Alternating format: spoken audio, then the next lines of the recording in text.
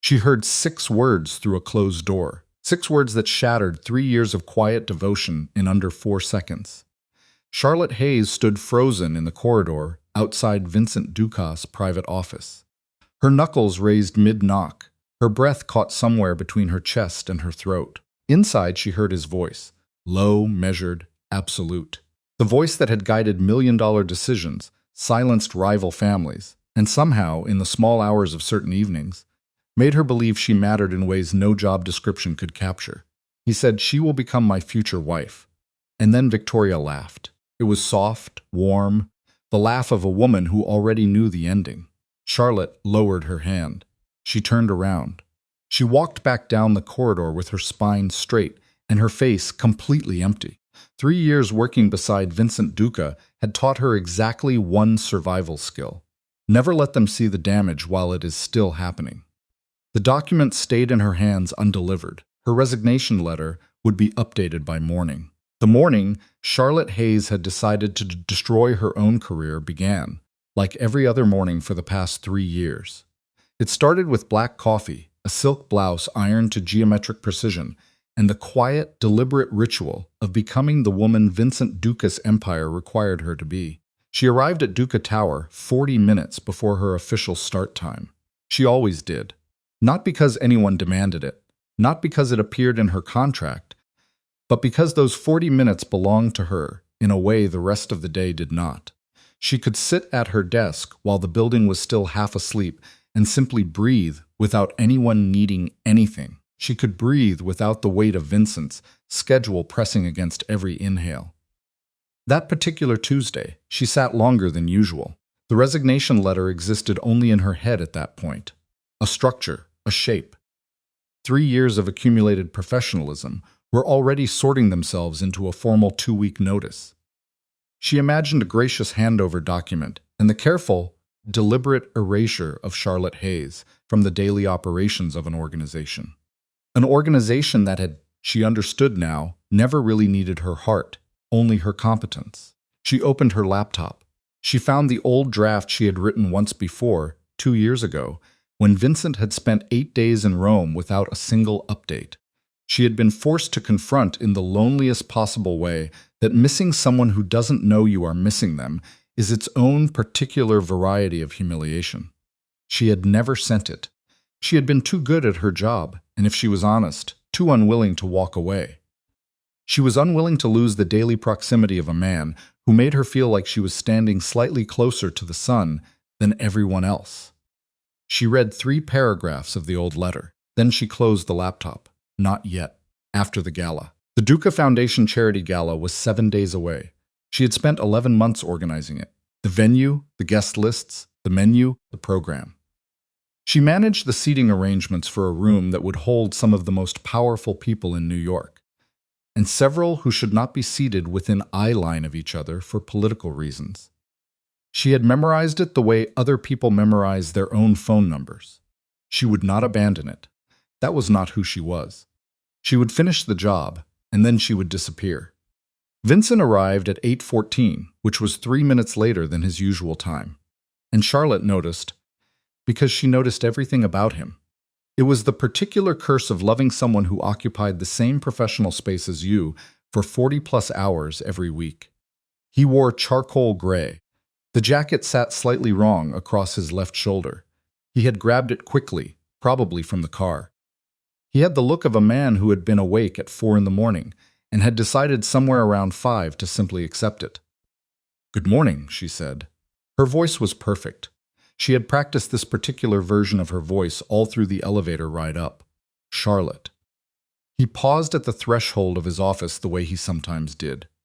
Not dramatic, not deliberate, just a half-second hesitation. She had learned to read it as the moment he was actually registering the room he was walking into, rather than simply moving through it on autopilot. The Carducci file. Did Mancini send the revised projections? Last night at 11, already in your folder, she replied. I flagged the 3rd section. There is a discrepancy in the acquisition figures that legal needs to address before Thursday. Right. He glanced at her just briefly. Good catch. 3 years ago, that would have been enough.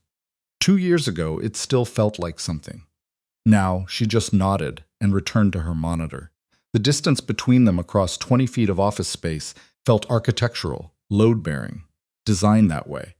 She had loved him quietly for so long, it had started to feel like a structural feature of her personality. She did not dramatize this to herself. She was not a woman who indulged melodrama over facts. The fact was simple. She had fallen for Vincent Duca somewhere during the second month of her employment. It happened somewhere between watching him dismantle a corrupt business arrangement in 45 minutes flat, with nothing but a telephone and a calm voice, and the night he had shown up unannounced at a foundation fundraiser. She was running solo because 3 staff members had called in sick. He simply rolled up his sleeves and helped her move tables without saying a word about it. She had not intended to fall. She had fought it, actually, with the energy of someone who understood perfectly well that wanting something you cannot have is just a slower form of grief. But the heart doesn't negotiate. And for 3 years, she had managed the unmanageable. She performed the professional while protecting the personal, because she was good at her job and she respected him. And the alternative was leaving, which was the one thing she had never been able to make herself do until yesterday. The conference room on the 14th floor had a particular acoustic quality that the architects had probably not anticipated. They had not anticipated it when they installed the glass wall facing the corridor. Sound moved strangely there.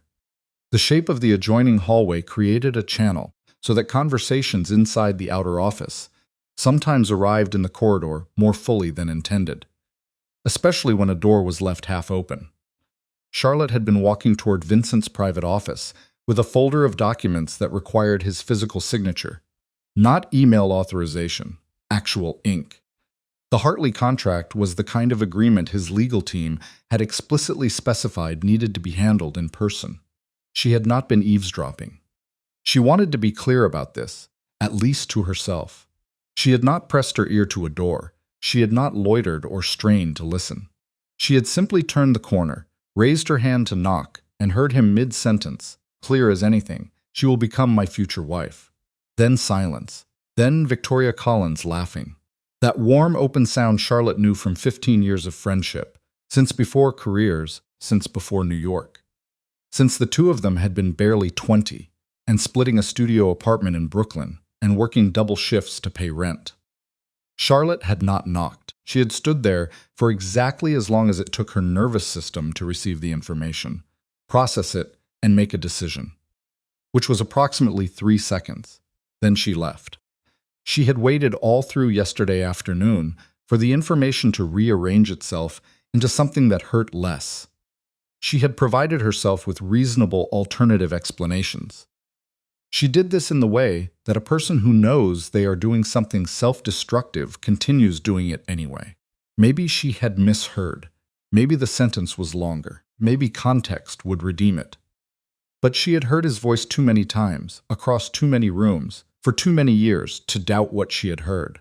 She knew how he spoke when he was certain about something. He had been certain. And Victoria.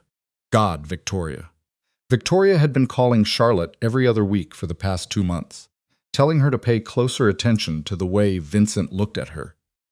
She insisted with that particular, maddening brightness of someone who believes they can see what you cannot. Victoria had laughed. The 2 people she trusted most in her life.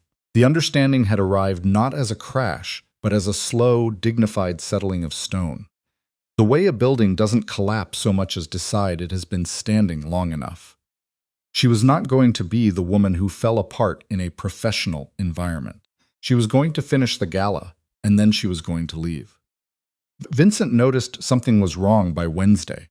She knew this because he started appearing in the outer office more frequently than his schedule required. He stood at the coffee machine for slightly too long. He found administrative reasons to pass by her desk. He asked questions about the gala preparation in a tone that was somehow more careful than his usual efficiency demanded. He was watching her. Not suspiciously, not coldly. He watched with the particular quality of attention he reserved for situations he could not immediately diagnose. He asked her on Wednesday afternoon whether the Westfield seating conflict had been resolved. Already handled, she said without looking up from her monitor. I moved Senator Hartley's table to position 9 and contacted his office about the adjustment. They confirmed. Good, he didn't leave. The floral arrangement budget came in under projection, she added. We saved $4,000 and redistributed it to the Foundation's children's literacy allocation for the evening. A pause. Charlotte. She looked up. This was the third thing that had changed. She had stopped meeting his eyes in the small, involuntary way she used to. The reflexive glance and hold that she had until Tuesday, never really examined as anything other than professional attentiveness. Yes, her voice was completely neutral. He looked at her for a moment with an expression she could not categorize, which was unusual. She could categorize most of his expressions after 3 years. Nothing, he said finally. Good work on the budget. He went back to his office. She stared at her monitor and did not move for approximately 30 seconds. Then she pulled up the resignation letter draft and added 2 sentences. Victoria called her on Thursday night. Charlotte let it go to voicemail, then listened to the message. Just Victoria saying she was thinking about her, that she hoped she was sleeping enough, that they should have dinner soon. Her voice was doing the specific thing it did when she was keeping something back. A careful brightness that had a slightly too deliberate quality, like a person walking slowly over ice. Charlotte did not call back. There was a version of herself, the one from 2 weeks ago, before Tuesday, who would have called back immediately. That version would have been sitting on her couch with takeout within the hour. She would have told Victoria everything, and listened to Victoria tell her she was catastrophizing. But that version of herself had been operating on the assumption that her best friend was her ally in this particular emotional geography. She didn't know what Victoria was now. She knew what she had heard. She knew what Vincent's voice sounded like when it was not performing certainty, but simply containing it. The way some men are simply sure about things without needing the room to validate them. She knew what a woman who is happy about a proposal sounds like.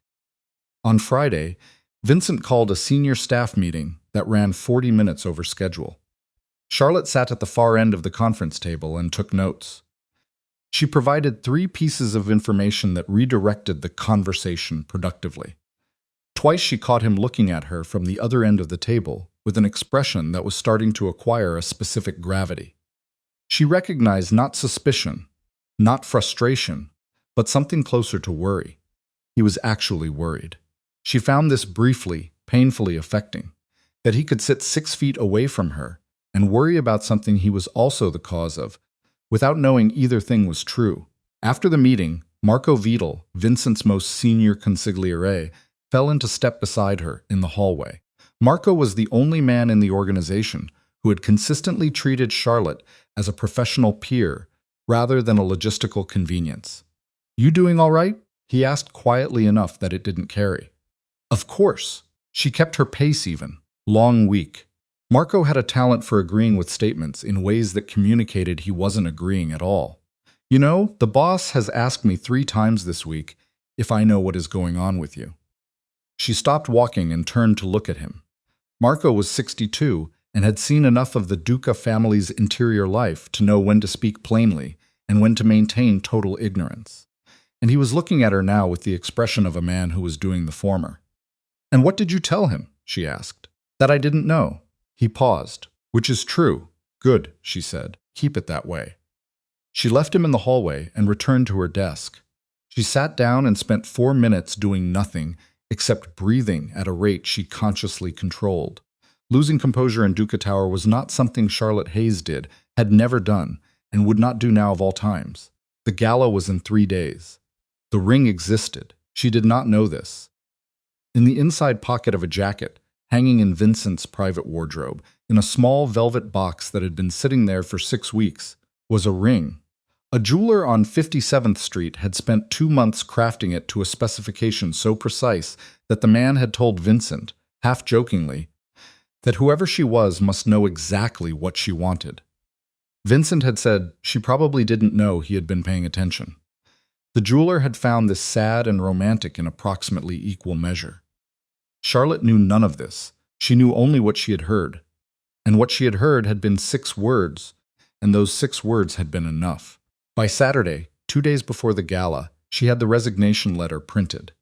She folded it twice, placed it in an envelope, wrote nothing on the outside, and put it in her evening clutch. She would leave it on his desk after the gala or give it to Marco. She hadn't decided yet which was more dignified. She stood in front of her bathroom mirror that night in the dress she had purchased for the event 3 weeks ago. Deep green silk, simple and clean. The kind of dress that required a woman to be certain of herself rather than hiding behind decoration. And she looked at herself for a long time. She had given this man 3 years. 3 years of competence and loyalty and every skill she possessed, plus the one thing she had never signed over and never announced. The private, irreversible fact of caring about someone more than your own comfort requires. She had done her job. She had done it well. She had not expected anything in return, which was either emotional maturity or the particular self-deception of someone who tells themselves they want nothing because wanting something specific feels too dangerous. But she had quietly, without ever admitting it to the room, she had hoped. She turned off the bathroom light. She went to bed. She did not sleep. In his penthouse across the city, Vincent Duca sat on the edge of his desk in the dark with his phone in his hand and Marco's number on the screen.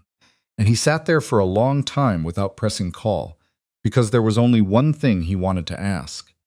And he had asked it 4 times already this week, and the answer was always the same. Something was wrong with Charlotte, and he didn't know how to fix something when he didn't know what had broken. He put the phone down. He looked at the jacket on the chair across the room. 2 more days. He just needed to get to Monday night. He was almost certain if he could just get to Monday night that everything was going to be fine. He was wrong about that, but not in the way he thought. Sunday arrived the way bad days often end, not with thunder or obvious signs, but with pale flat light through half-closed blinds, and the particular quiet that feels less like peace and more like something holding its breath. Charlotte was up at 5:30. She hadn't slept past 4. She had lain in the dark for 90 minutes, listening to the city outside her window do what the city always did. Traffic moving, something distant, a siren 3 blocks east that faded before it resolved into anything. And somewhere around 5:15, she had accepted that the ceiling was not going to give her anything useful and got up. She made coffee. She stood at the kitchen counter in an old sweatshirt and bare feet and drank half of it before it was cool enough to drink comfortably. It burned the inside of her mouth, which she barely registered. The green dress was hanging on the back of her closet door. She had put it there last night so it wouldn't crease. Force of habit. She looked at it for a moment and then deliberately looked away. 1 more day. She opened her laptop and pulled up the gala's master coordination sheet. 47 line items, every one of them green. She had built the thing from scratch in February, back when the world still made a certain amount of sense. Back when her worst professional anxiety was whether the foundation's new catering vendor could manage an event at this scale. She scrolled through it slowly, not checking anything, just looking. The way you look at something you built when you are trying to remind yourself that you are capable of completing things, that you finish what you start. She closed the laptop. She went back to bed and stared at the ceiling until 7, and then she got up again and started the actual day. Vincent called her at 9:17. She looked at the screen. His name, his direct line, not the office main. Which meant this was not about scheduling or documents or anything that could be technically justified as work. She answered on the 3rd ring, which was 1 ring later than her usual response time. A difference so small it was barely measurable, and yet felt to her like an act of enormous deliberateness. Good morning. Her voice was even. Where are we on the security arrangements for tomorrow night? He sounded like he had been up for a while. His voice had that particular flatness it got when he was running on less sleep than he needed and had decided not to acknowledge it. Finalized Thursday, she said. Donahue's team confirmed yesterday. 16 personnel, 3 access points, standard clearance protocol for the VIP tier. I also coordinated with the venue's own security chief. There is a briefing at 4 tomorrow afternoon. I want to be there for that briefing. I will add it to your schedule. Silence. Not the productive kind. The kind where someone is deciding how much further to go. Charlotte. Yes. Are you? He stopped. She heard him breathe out. Is everything set for tomorrow from your end? It was not really the question he had started to ask. They both knew it. Everything is set, she said. Okay. Another pause. I will see you tomorrow. Of course. She hung up and set the phone face down on the counter and stood very still for a moment, with her hand flat against the cool surface of it. He was watching her from a distance, and she was watching him from a distance. And in between them was a silence built on 6 words that neither of them was going to address. He didn't know she had heard them, and she couldn't admit she had without also admitting everything else. She picked the phone back up, opened Victoria's contact, stared at it, put the phone down. No. She had been turning this over for 5 days. 5 days of replaying it, of providing herself with alternative explanations, of waking at 4 in the morning with the specific clarity that only comes from sleep deprivation and grief. And every time she arrived at the same place, she knew what she had heard. She knew Vincent's voice. She had spent 3 years learning the specific grammar of how he communicated certainty, and he had been certain. She was not going to call Victoria and let Victoria talk her out of what she had heard with her own ears. In her own body, in the corridor outside his office on a Tuesday afternoon, she was done being talked out of things. Victoria, at that precise moment, was 11 blocks away. She was sitting at her own kitchen table, with both hands wrapped around a mug that had gone cold 20 minutes ago, staring at her phone with the expression of someone losing a very slow argument with herself. She had not spoken to Charlotte since Tuesday. She had tried the voicemail, 2 text messages, and a third that she had typed and deleted because it said too much without saying enough. She could feel Charlotte pulling away with the particular quiet efficiency that Charlotte deployed when she had already made a decision and didn't want anyone interfering with the execution of it. Something had happened. Victoria did not know exactly what, but she had spent 15 years being Charlotte Hayes' closest friend, which meant she had a working understanding of what Charlotte's silence cost her. It wasn't natural. It wasn't easy. It was the kind of silence Charlotte maintained through sheer structural will. And it always signaled that something had gotten past her defenses, and she was rebuilding them fast and high. The problem was that Victoria knew something Charlotte didn't. She had known it for 2 months. Vincent had brought her into it carefully, methodically, the way he approached everything he actually cared about. Not dramatically, not with grand speeches, but with the focused specificity of a man who had been thinking about something for a long time and had finally decided to act. He had sat across from her at a corner table in a restaurant far enough from Midtown that no one from the organization would see them. And he had told her what he was planning, and he had asked for her help with one specific thing. He wanted to know how to reach Charlotte's family. Her parents were in Connecticut. Her mother still in the house where Charlotte had grown up. Her father retired from a 30-year career in municipal engineering, both of them carrying the quiet pride of parents who watched their daughter build something serious out of pure competence and determination. Vincent needed her mother's phone number and her father's schedule, and he needed it kept completely quiet because the proposal was supposed to happen at the gala, and the family was going to be there, and Charlotte was not going to know any of it until she was standing in that ballroom. Victoria had given him everything he asked for, and she had kept her mouth shut for 8 weeks, which was, she was now realizing, possibly the worst decision she had made in 15 years of friendship. Because something had shifted in Charlotte this week. Something structural, not just a bad day. And Victoria was sitting at her kitchen table, running through every possible explanation and landing with increasing dread on the one that scared her most. Charlotte had found out somehow, had found out the wrong way, and whatever she thought she knew was not what was actually true. She picked up her phone, put it down, picked it up again. She could not tell Charlotte. She had promised Vincent, and the promise mattered. Not because she was afraid of Vincent Duca, but because she understood what he had built, and she had agreed to be part of it. And breaking it now without knowing what Charlotte actually knew felt like potentially making something worse. But staying silent also felt increasingly like watching someone walk toward a door she didn't know was locked. She pressed call. Charlotte's phone rang 4 times and went to voicemail. "Hey," Victoria said. Her voice came out less steady than she wanted. "I know you are busy with the gala tomorrow. I need to see you this week after." "Okay, call me." She paused. "Please." She hung up, stared at the phone, and pressed call again, this time on a different contact.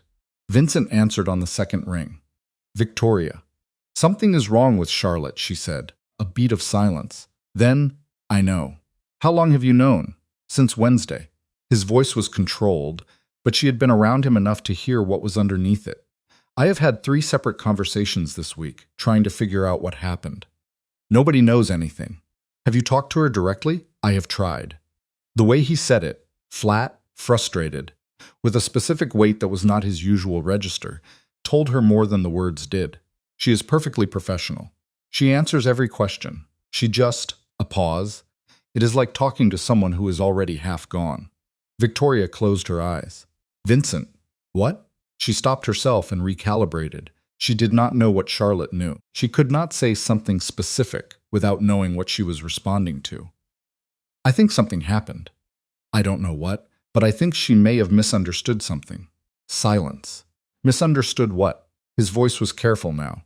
"I don't know exactly, but I think you need to talk to her. Not about the gala, not about work. Actually talk to her." A longer silence. "Tomorrow night," he said. "Vincent, Victoria." His voice didn't rise, didn't sharpen. It just landed differently. "I have spent 6 months building tomorrow night. I am asking you to hold 24 more hours." She wanted to tell him 24 hours might be too long. She wanted to say that Charlotte's silences had weight to them. That what she was describing was not ordinary tension, but the kind of withdrawal that happened when Charlotte Hayes had made an irreversible internal decision and was simply waiting for the appropriate moment to execute it. Instead, she said, "Okay," because she had already made one decision about this that she now wasn't sure was right. And making another one without better information felt like exactly the kind of thing that turned misunderstandings into disasters. "Okay," she said again, "but talk to her." She hung up and sat in her cold kitchen for a long time. Monday came in gray and purposeful. Charlotte arrived at Duca Tower at 7 o'clock. The gala started at 7 in the evening, which gave her 12 hours of final coordination. Vendor check-ins, venue walkthrough at noon, the security briefing at 4. And somewhere in between all of that, the task of getting herself dressed and composed and present in a room full of powerful people who would expect her to be the calm, competent center of an event she had built from nothing. She was good at this. She had always been good at this. She would be good at it today. The morning ran on logistics. 3 separate phone calls with the venue coordinator. A last-minute substitution in the string quartet when the second violinist called in sick. And she sourced a replacement within 40 minutes through a contact she had cultivated 2 years ago. Specifically because these things happened. A brief and pointed conversation with the florist about centerpiece heights that were blocking sight lines at the VIP tables. Vincent was in a meeting when she arrived and did not emerge until nearly 10. He stopped at her desk. She looked up. She noticed this before she could stop herself noticing, tired. Not professionally tired. Not the managed fatigue of a man running a demanding operation, but the kind of tired that lived behind the eyes. He was wearing a suit she had seen before, dark navy, and his tie was slightly off-center in a way he hadn't caught yet. She almost said something about the tie. She didn't. "Venue walkthrough at noon," she said instead. "I will have the car ready at 11:30. I am coming," I figured. He looked at her for a moment. "Good work this morning. Marco told me about the quartet situation. It wasn't a significant problem. Most people would have made it one." She didn't respond to that. She returned to her monitor. After a moment, she heard him move away back toward his office, and she exhaled quietly through her nose and kept working. The walk-through was where it started coming apart. Not catastrophically, not in ways that would be visible to anyone else in the room. But Charlotte and Vincent had spent 3 years moving through spaces together. Meetings, events, negotiations. The 101 occasions that required them to be professionally adjacent for hours at a time. and she knew the specific quality of his attention. She knew when he was actually surveying a room for security or logistical concerns, and when he was doing something else entirely. At the venue, he followed her through every section of the ballroom, the stage, the seating arrangement, the reception area, and he asked appropriate, intelligent questions about the setup. And twice he spoke to members of Donahue's advance team about positioning. All of this was correct. All of this was what should have been happening. But he kept ending up near her. Not dramatically, not in ways she could have called out. Just present consistently in her peripheral vision, taking up the space just to her left or right in a way that felt less like professional coordination, and more like something she couldn't name without also naming everything she was trying not to name. At the far end of the ballroom near the stage, he stopped beside her. "The podium placement," he said. "You moved it from last year, center left. Better sight lines from the main tables, and the foundation's new camera setup needs the angle." "Smart." She made a note on her tablet. "Thank you, Charlotte." His voice dropped, not dramatically, just lower. "Closer to something real. Are you happy here?" She went very still. "I am sorry." Here in this job, he wasn't looking at her anymore. He was looking at the stage, which somehow made it worse. The question delivered sideways, like he couldn't quite commit to asking it head on. "I have noticed over the past week that something has changed. I don't know what. I have asked and I haven't gotten an answer that means anything. And I am..." He stopped, started again. "I need to know if there is something I should have done differently." The envelope was in her bag. She could feel it from 3 feet away. The specific weight of folded paper and made decisions, and the particular exhaustion of caring about something you cannot keep. "Everything is fine," she said. "The event tonight will run without problems." "That is not what I asked." "I know." She looked at him directly. She owed him that much. "Everything is fine, Vincent." It was the first time in 3 years that she had said something to him she knew was completely untrue. She watched something move across his face. Not a flinch, not anger. Something quieter than either of those things. Something that landed and stayed. He nodded once slowly and looked back at the stage. 4 o'clock briefing, he said. "Yes, I will be there." They stood 6 inches apart in the empty ballroom with 12 chandeliers above them and 400 chairs arranged in perfect rows around them, and the distance between them felt enormous. The security briefing at 4 ran 38 minutes. Vincent was focused and precise. He pushed back on 2 positioning decisions from Donahue's team, proposed a modification to the access protocol for the East Corridor, and signed off on the final clearance list without hesitation. Charlotte sat across the table and took notes and thought about the fact that this was probably the last professional meeting she would ever sit through with him. Afterward, walking back through the service corridor, Marco fell into step beside her. He had that look again, the careful eyes-forward look of a man who had decided to say something. "You know," he said conversationally, as though continuing a discussion they hadn't been having.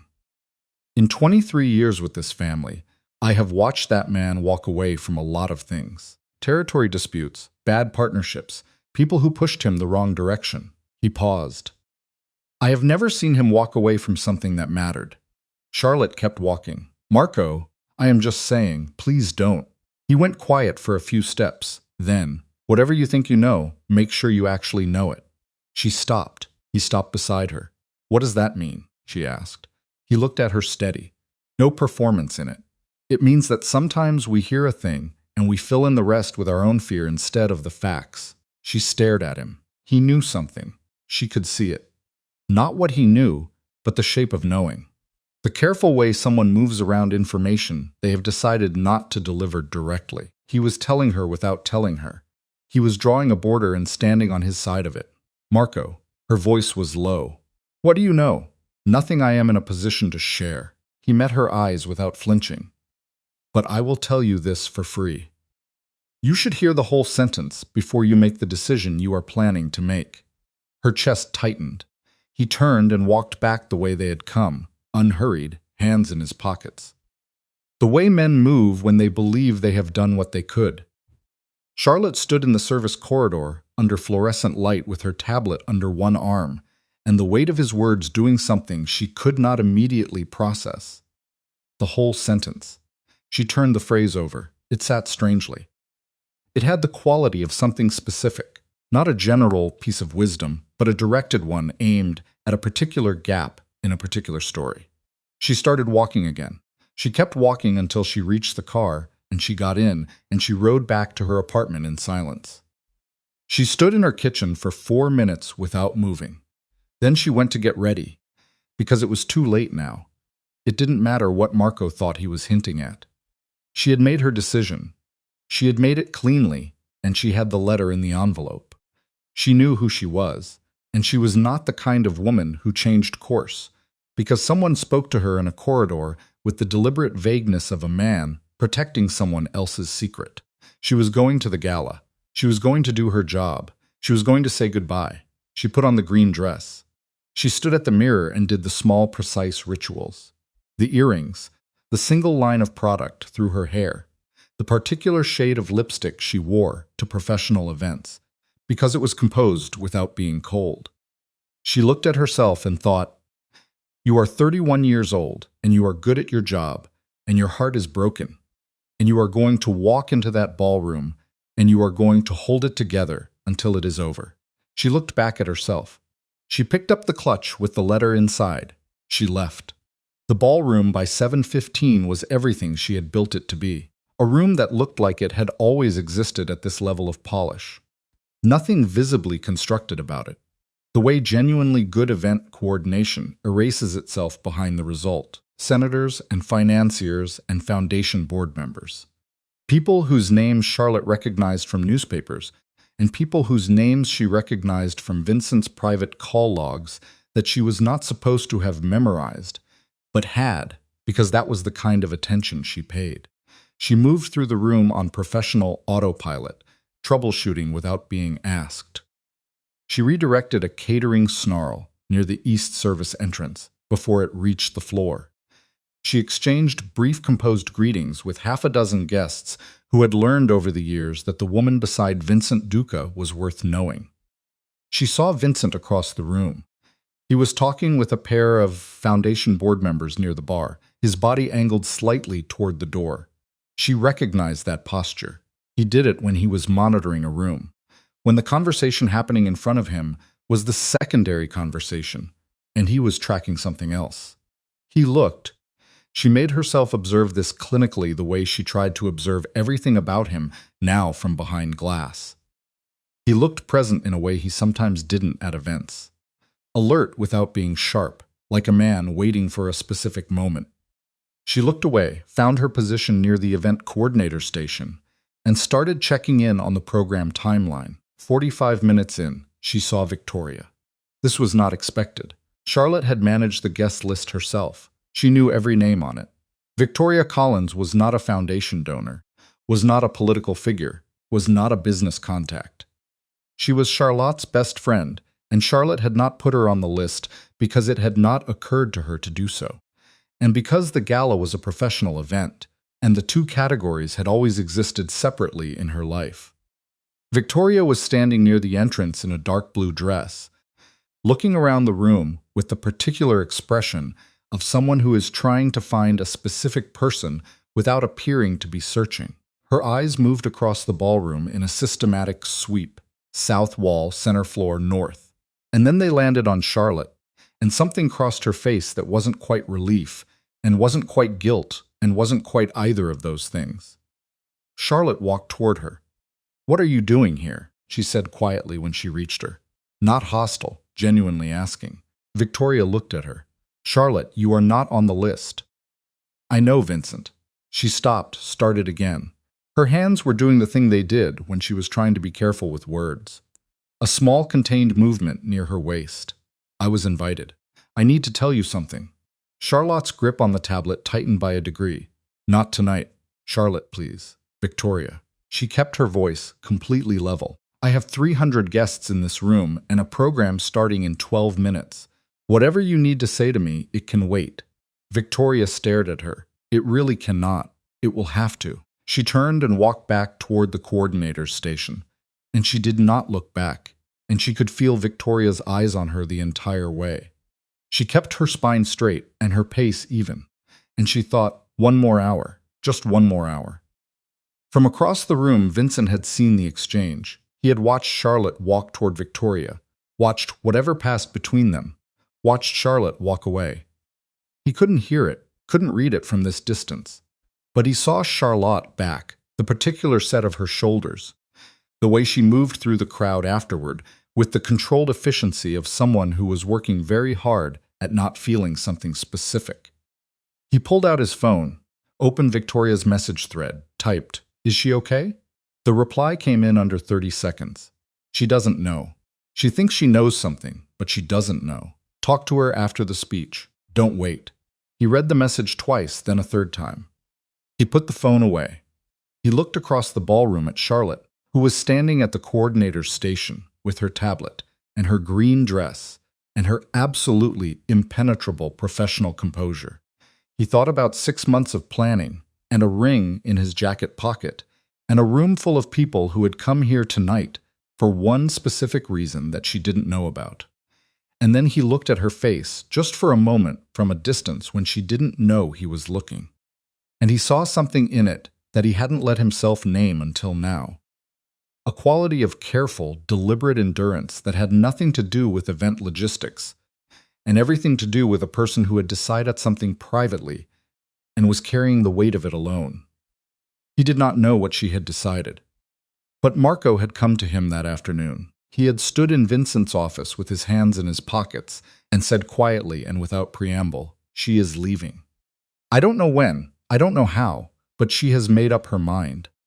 Whatever you are planning that tonight matters more than you think." Vincent had not responded. Marco had nodded and left, and Vincent had stood at his window and looked at the city for a long time. And he had thought about the conversation. The one in his office last Tuesday, the one with Victoria, the one about the proposal, the one where he had said the words he had been rehearsing for weeks. He thought about all the things he had not said to Charlotte directly. The years of proximity, the 1,000 small daily moments that had accumulated into something he had never been articulated enough, or honest enough, or brave enough, whichever failure it actually was, to name to her face. He had thought when he planned the proposal that the grand gesture was the solution to his own silence. That the right moment in the right room with the right ring would do what he had spent 3 years not doing. It would say it finally and completely in a way that couldn't be misread. He had not considered that she might not be in the room when the moment came. He had not considered that she might be in the process of leaving. The program started at 8. Charlotte ran the timeline from the coordinator station. Introduction, foundation video, board chair remarks, donor recognition segment, and then Vincent's speech. 42 minutes of programming that she had sequenced with the precision of someone who understood that the feeling of an evening is built in half increments. That pacing is not an aesthetic choice, but an emotional one. That a room full of people needs to arrive somewhere together. She watched the room arrive there. And then the board chair stepped back from the podium, and the applause settled, and Vincent walked to the stage. He looked out at the room. His prepared remarks were on the podium. 3 pages, double-spaced, reviewed, and approved. He looked at them for approximately 4 seconds. Then he looked up. He set the pages aside. Charlotte noticed immediately from the coordinator's station. She went still. He began speaking without notes about the foundation, about its origin, about the year his father had started the charitable arm of the family's business, with the specific intention of putting money into communities the family had taken it from. A detail Vincent almost never discussed publicly. And the room had a particular quality of attention now. The kind that happens when a powerful person says something they have not calculated. And then he shifted. He started talking about someone. He didn't use a name. Not yet.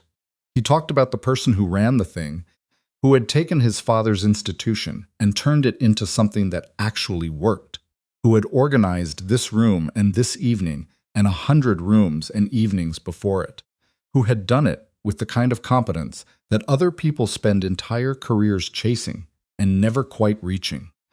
Charlotte understood with a slow clarifying horror that he was talking about her. She took a step backward from the coordinator's station. He was going to announce it. He He was going to stand up there and announce that Victoria was going to be, that he had, that the two of them were. She couldn't be here for this.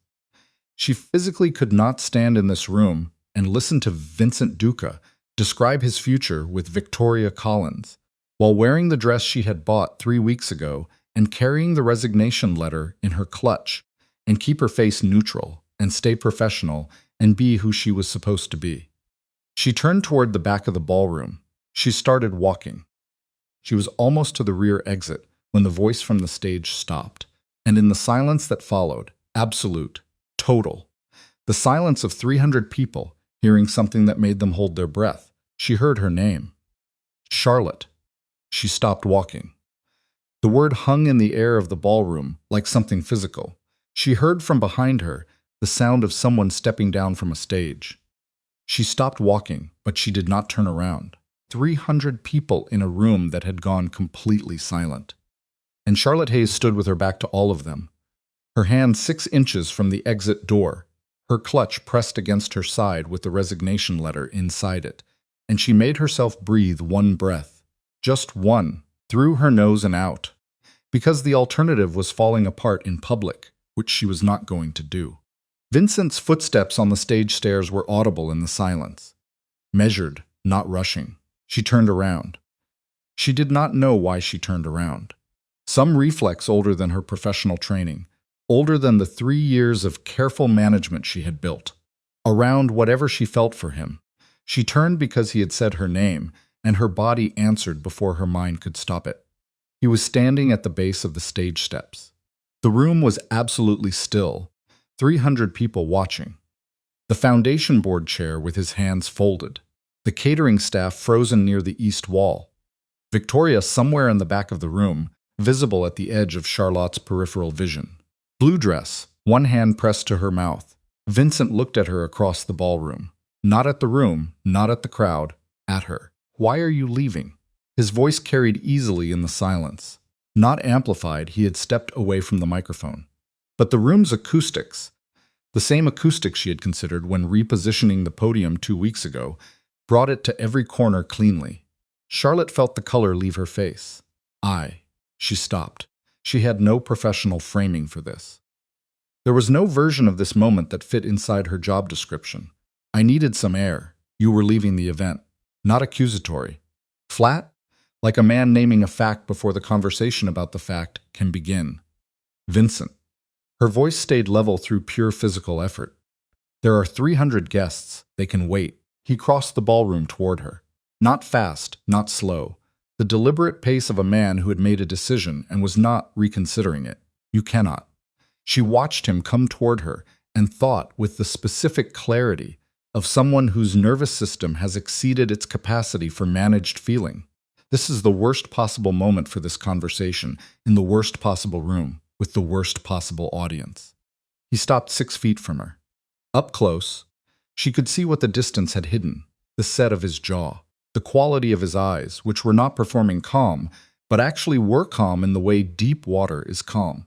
Not absence of force, but presence of it contained. I heard you, she said. Her voice came out lower than she intended. Just above the level that would carry to the nearest tables.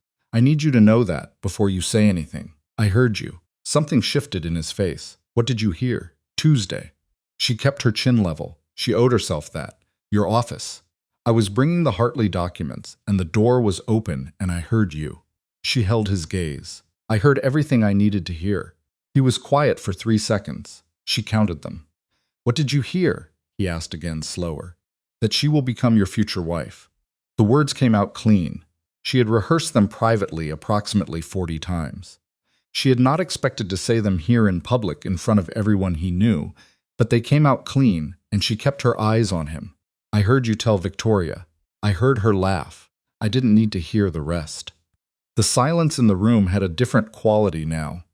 Vincent looked at her. Something was happening in his expression that she could not categorize. Not the expression she knew. Not the professional register, or the strategic calm, or even the rare unguarded moments she had caught over 3 years when he forgot for half a second to be who he presented himself as being. This was something else. Something that started in his eyes and moved outward. He said, "Charlotte, don't." She felt her composure developing a crack, fine as a hairline, but structural, and she pressed her hand tighter against the clutch. "Please don't try to explain it away. I know what I heard." "You heard 6 words," he said. "It was enough." It wasn't. His voice didn't rise. It was half a sentence. She stared at him. From the back of the room, Victoria moved. Charlotte saw her in peripheral vision, crossing the ballroom floor. Blue dress, both hands now at her sides. Her face carrying the expression of someone who has been waiting to say something for a very long time and has finally run out of time to keep waiting. She reached them. She stood between them, which took a particular kind of courage in that room, in that moment, with Vincent Duca 6 feet away and 300 witnesses, and the weight of 8 weeks of kept silence finally becoming something that could not be kept anymore. "Charlotte," Victoria said. Charlotte looked at her. The look was not warm.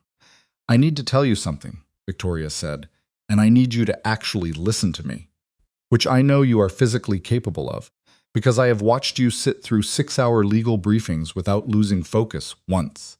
She took a breath. "What he said on Tuesday, the sentence you heard." "I know what I heard, Victoria. You heard the end of it." Victoria's voice was steady, but her hands weren't quite. "You walked away before the beginning." Charlotte said nothing. He said, Victoria stopped, looked at Vincent briefly, looked back. He said, "Help me introduce my future wife. Tell Charlotte she will become my future wife when I finally ask her." She paused. "Let that land." The whole sentence, Charlotte. That was the whole sentence. The ballroom stayed silent. Charlotte stood very still. She heard the words. She processed the words. She ran them against the memory. The corridor, the half-open door, the quality of his voice that she had spent 3 years learning to interpret. And she felt something begin happening in her chest that was not a feeling she had a clean name for. Something that sat between devastation and the particular agony of understanding that you destroyed something with your own certainty. That is not. She stopped, restarted. Her voice had lost some of its evenness. "That is not what I heard, because you only heard the last part," Victoria said. "Because you turned around before the beginning." Charlotte looked at her, looked at Vincent, looked at her best friend. Her best friend who was standing in front of 300 people with her hands unsteady and her eyes completely dry in the effortful way of someone holding tears back through sheer will. And Charlotte said, "You knew. You knew all along. Yes, and you didn't tell me." Victoria's jaw tightened. "I promised him." The crack in Charlotte's composure widened. "You let me spend a week." Her voice stayed low, but the control in it cost her visibly. "You let me spend a week believing." She stopped, pressed her lips together. "I called you, Victoria. I sent you a voicemail. I was—" She stopped again. "I know," Victoria said. "I know, and I am sorry. I didn't know exactly what you thought you had heard until tonight. I knew something was wrong. I kept trying. You knew enough." Charlotte's voice came out sharper than she intended. Sharper than she had let anything come out in the past week. "You knew I was pulling away, and you knew there was something wrong, and you knew what he was planning, and you kept his secret." A pause. "You chose his secret over telling me the truth." Victoria didn't flinch from this. "Yes," she said, "and I was wrong." The admission landed in the silence between them. Charlotte looked at her for a long moment. Then she looked at Vincent. He was watching her with the careful, absolute attention of a man who had stopped trying to control the situation and was simply in it, present without strategy, which was the most genuinely undefended she had ever seen him. She thought about the week, the 5 days, the 4 in the morning ceilings, and the coffee she burned her mouth on, and the resignation letter she had drafted and folded and carried in an envelope, in her clutch, to a black tie charity gala, because she was the kind of person who finished what she started, even when what she was finishing was her own goodbye. She thought about Marco in the corridor. Hear the whole sentence. She thought about the voicemail Victoria had left. "I need to see you, please." She thought about the way Vincent had ended up near her during the venue walk through, consistently, not dramatically, just present, like someone who didn't know how to say a thing, and so kept positioning himself near it and hoping proximity would do what language hadn't. She opened her clutch. Her fingers found the envelope. She held it for a moment without removing it. "How long?" she said. Her voice was quiet now, the sharp edge gone, replaced with something raw. "How long were you planning this?" Vincent answered without hesitating. 6 months. She closed her eyes, just for a second. 6 months. "The ring has been in my office for 6 weeks. Your parents are in this room. Your mother, your father, your brother. I called your mother in April." He said this evenly, not defensively, just laying it flat. "I have been carrying this since February, Charlotte. The timing, I was waiting for tonight. I thought—" He stopped. The pause was uncharacteristic. She had heard him pause before, but not like this. Not with this particular quality of a man running up against the edge of what he knows how to say. "I thought a perfect moment would do what I hadn't been saying for 3 years. I was wrong about that, too." She looked at him. She looked at him for a long time. Long enough that the room began to have the quality of held breath. Long enough that the nearest table of guests had completely stopped pretending not to watch. Long enough that the Foundation's event photographer, who had been stationed near the stage for the program, lowered his camera and just stood there. She pulled the envelope out of her clutch. She looked at it. Vincent's eyes went to it. Something moved across his face. "Charlotte, don't." She shook her head slightly. "Not hostile, something else. I just need a minute." He went quiet. She held the envelope in both hands. This thing she had made from grief and certainty, and 5 sleepless days of building herself a future that didn't include him. This clean and professional farewell she had composed with the care she brought to everything. And she looked at it, and she thought about the woman who had written it. That woman had been so sure. That woman had heard 6 words and built an entire architecture of loss around them. Had done it quietly and efficiently in the way she did everything. Had not asked a single follow-up question, or picked up the phone, or walked back to that office door and knocked. She had been so sure she knew what she had heard, and she had been so afraid of being wrong that she had never checked. Her hands were not steady. She became aware distantly that she was standing in front of 300 people with unsteady hands, and a face that was no longer doing the work she had trained it to do. That whatever composure she had managed to carry through the ballroom, through the past week, through the venue walkthrough, and the security briefing, and the 12 hours of gala preparation, it was not going to hold for much longer. She looked up at Vincent. "My parents are here," she said. "Not a question. Yes. You called my mother in April. Yes.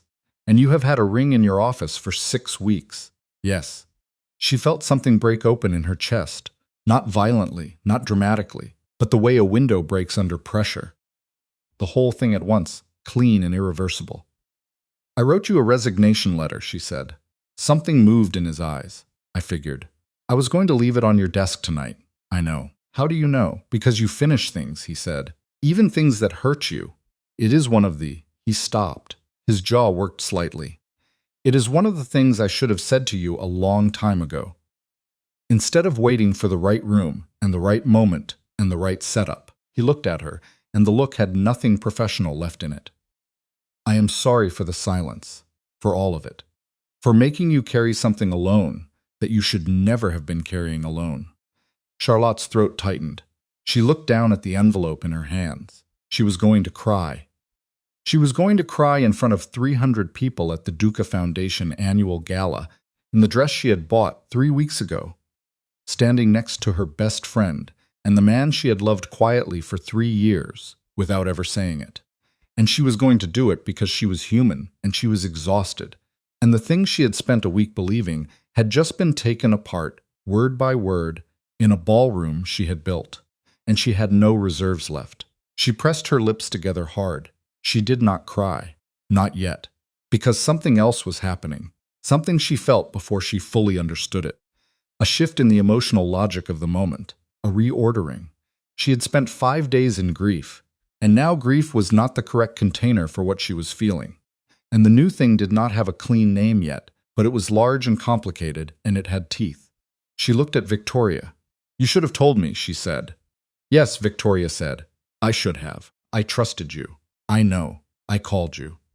Her voice cracked on this slightly, just enough to be audible to the 2 people standing directly in front of her. "I needed you, and you had the information, and you kept it because he asked you to." Victoria's composure was fraying visibly now. "Charlotte, I am not. Charlotte stopped, breathed. I am not saying I don't understand why. I am saying it hurt. That is all. It hurt. She looked at her best friend. You are still my best friend. That is not what this is about. I just need you to know it hurt. Victoria pressed her fingers against her mouth and nodded. Charlotte looked back at Vincent. He was watching her with the expression she had not been able to categorize before. She could categorize it now. It was the expression of a man who has spent a significant amount of his life being feared, and a much smaller amount of his life being known. And he was standing in the middle of the difference between those two things in public, without armor. I need to know something, Charlotte said. Anything. Why didn't you just tell me? Her voice was even now. Not cold, but stripped down. The way things sound when there is nothing left to perform. Not the proposal. Before the proposal. Why didn't you just... She stopped, found the words. I have been in that office with you for 3 years. 3 years. And you waited. You planned a grand gesture. You organized a room and a ring and a guest list. She gestured slightly at the ballroom around them. Why couldn't you just say it to me plainly in a hallway on a Tuesday? The room was so quiet, she could hear the flicker of a candle at the nearest table. Vincent looked at her for a long moment. Because you are the only person I have ever been afraid of losing, he said, and that made me stupid. The crack became something else. Charlotte felt the tears arrive. Not a flood, not a collapse. Just the specific heat of something that has been held back for too long. Finally finding the edge, she blinked once, twice. She looked down at the envelope. She thought about everything she had built in the past week from 6 incomplete words. The sleepless nights, the carefully drafted goodbye, the green dress she had almost not bought because buying it felt like hoping, and hoping felt dangerous. She had been so careful not to hope. She had been so careful, and she had still gotten hurt. And it had still been built on nothing real, on half a sentence and her own fear, and the specific cowardice of a person who would rather interpret loss from a distance than risk being wrong up close. She had not knocked on the door. She could have knocked on the door. She had heard 6 words, and she had turned around and walked away, and spent 5 days building a world out of them. And not once in 5 days, had she asked. Because asking would have meant admitting she had been listening, and admitting she had been listening would have meant admitting why. The envelope was in her hands. She looked at it. She looked at Vincent, who was 6 feet away from her in a navy suit with a slightly off-center tie that she had noticed that morning and not corrected, who had a ring in his pocket that he had carried for 6 weeks, who had called her mother in April. She thought, you have spent 3 years being careful. You have been so careful, and careful got you a week of grief, built on 6 words and a resignation letter you wrote at 5 in the morning in an old sweatshirt. And then she thought, you could be wrong about the wrong thing. She looked at the envelope one more time. Then she looked at him. I need to know something else, she said. Ask me. The ring, she held his gaze. Is it still? Do you still? She stopped, rebuilt. After this week, after watching me pull away from you without knowing why, after whatever Marco told you and whatever Victoria told you, and standing up at that podium and setting aside your prepared remarks in front of 300 people. Her voice was completely steady now, steadier than it had been since Tuesday, because she was asking the real question, and the real question had a gravity to it that organized everything else. Is the question still the same? He reached into his jacket. He removed the velvet box. He held it in his hand, not opening it, just holding it, letting her see it. This thing he had been carrying for 6 weeks. Yes, he said. Charlotte looked at the box in his hand. She looked at his face, and then something happened that nobody in the ballroom expected. Least of all Charlotte Hayes, who had spent 3 years being the most composed woman in any room she entered, who had managed million-dollar events and confidential negotiations, and every variety of professional pressure that Vincent Duca's world generated, who had folded her grief into an envelope and carried it in a clutch to a charity gala and told herself she was finished. She laughed. Not hysterically, not brokenly, a real laugh, surprised out of her. The kind that arrives when the accumulated absurdity of a situation finally outweighs everything else. The week, the sleepless nights, the burned coffee. Marco in the corridor telling her to hear the whole sentence. Her parents somewhere in this room that she had spent 11 months organizing. The ring in the velvet box. The fact that she was standing here with her mascara threatening and her composure in pieces and a resignation letter in her hands at what was supposed to be the most important charity event on the Duca Foundation's calendar. She laughed, and Vincent looked at her, and something shifted in his face. Not relief exactly. Something larger than relief.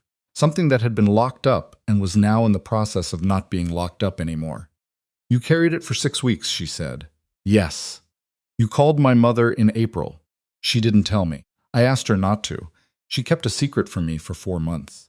She really wanted me to ask you in person." Charlotte shook her head slightly. The laugh was fading, but what replaced it was something she had not felt in a week. Something warm and complicated and exhausted and completely real. She looked at the envelope in her hand. She looked at the box in his. She looked at the 300 people who had been completely still for the better part of 10 minutes in a room she had spent 11 months building, including somewhere in the back, her parents, who had come to New York from Connecticut for a reason they knew, and she hadn't. And her mother had kept that secret for 4 months. And her father was probably standing somewhere with his arms crossed, looking at Vincent Duca with the particular expression of a man whose daughter is his professional equal, and he knows it, and he is deciding how he feels about the man in front of her. She thought about all of this. She thought about it for exactly as long as it took her to understand that the week she had just survived. The grief and the sleepless nights, and the careful, devastating goodbye she had written and rewritten had not been caused by what she thought it had been caused by. It had been caused by 6 words, half a sentence. At the beginning she had not stayed to hear. She looked down at the envelope. She ran her thumb across the seal, and then Charlotte Hayes, who had spent 3 years being the most capable woman in any room she entered, and the most quietly heartbroken woman, in every room that contained Vincent Duca, did something that took more courage than everything else she had done that week combined. She tore the envelope open. She removed the letter. She held it for a moment. 3 years of competence, 3 years of careful, professional love, 3 years of wanting something she had convinced herself she wasn't allowed to want, folded into 2 printed pages and an envelope she had addressed to no one. She tore it once, twice, a third time. Small pieces, letting them fall from her hands to the ballroom floor she had specified down to the tile pattern. Confetti made from her own carefully worded goodbye. The room exhaled. Somewhere near the back, someone began to applaud. Just one person, then 2, and then the kind of applause that builds. Not because it is prompted, but because 300 people have been watching something true happen in front of them, and the body responds to truth before the mind catches up. Charlotte stood in the middle of it and looked at Vincent, who was looking back at her with the box still in his hand, and his expression completely open in a way she had never seen from him before. Not once in 3 years, not in any room they had shared. "I am not done being angry," she said. "I know about the silence, about the 6 months, about the fact that Marco knew and Victoria knew, and apparently my mother knew, and I was the last person." "I know," he said again. "You have every right. I just tore up my resignation letter in front of everyone. You know, I saw. That was not dignified. I thought it was the most dignified thing I have ever seen anyone do." She looked at him. She looked at the box. She looked at the pieces of paper on the floor of her ballroom. And then she looked at Victoria, who was standing 2 feet to her left with tears running openly down her face now, not bothering to stop them. 15 years of friendship and 8 weeks of kept secrets, and the specific exhausted relief of a woman who has been waiting for a moment to resolve and has finally watched it do so. Charlotte reached out and took Victoria's hand. She held it. She looked back at Vincent. "Put the box away," she said. He went very still. "Not," she shook her head. "Not no. Just not here. Not like this." She looked at him clearly. No composure required. Nothing between her and the look. Not in front of everyone. Not as part of an event I organized. She felt something in her chest that was the opposite of closure. Something opening rather than closing. Something that needed space rather than ceremony. "Ask me when it is just us.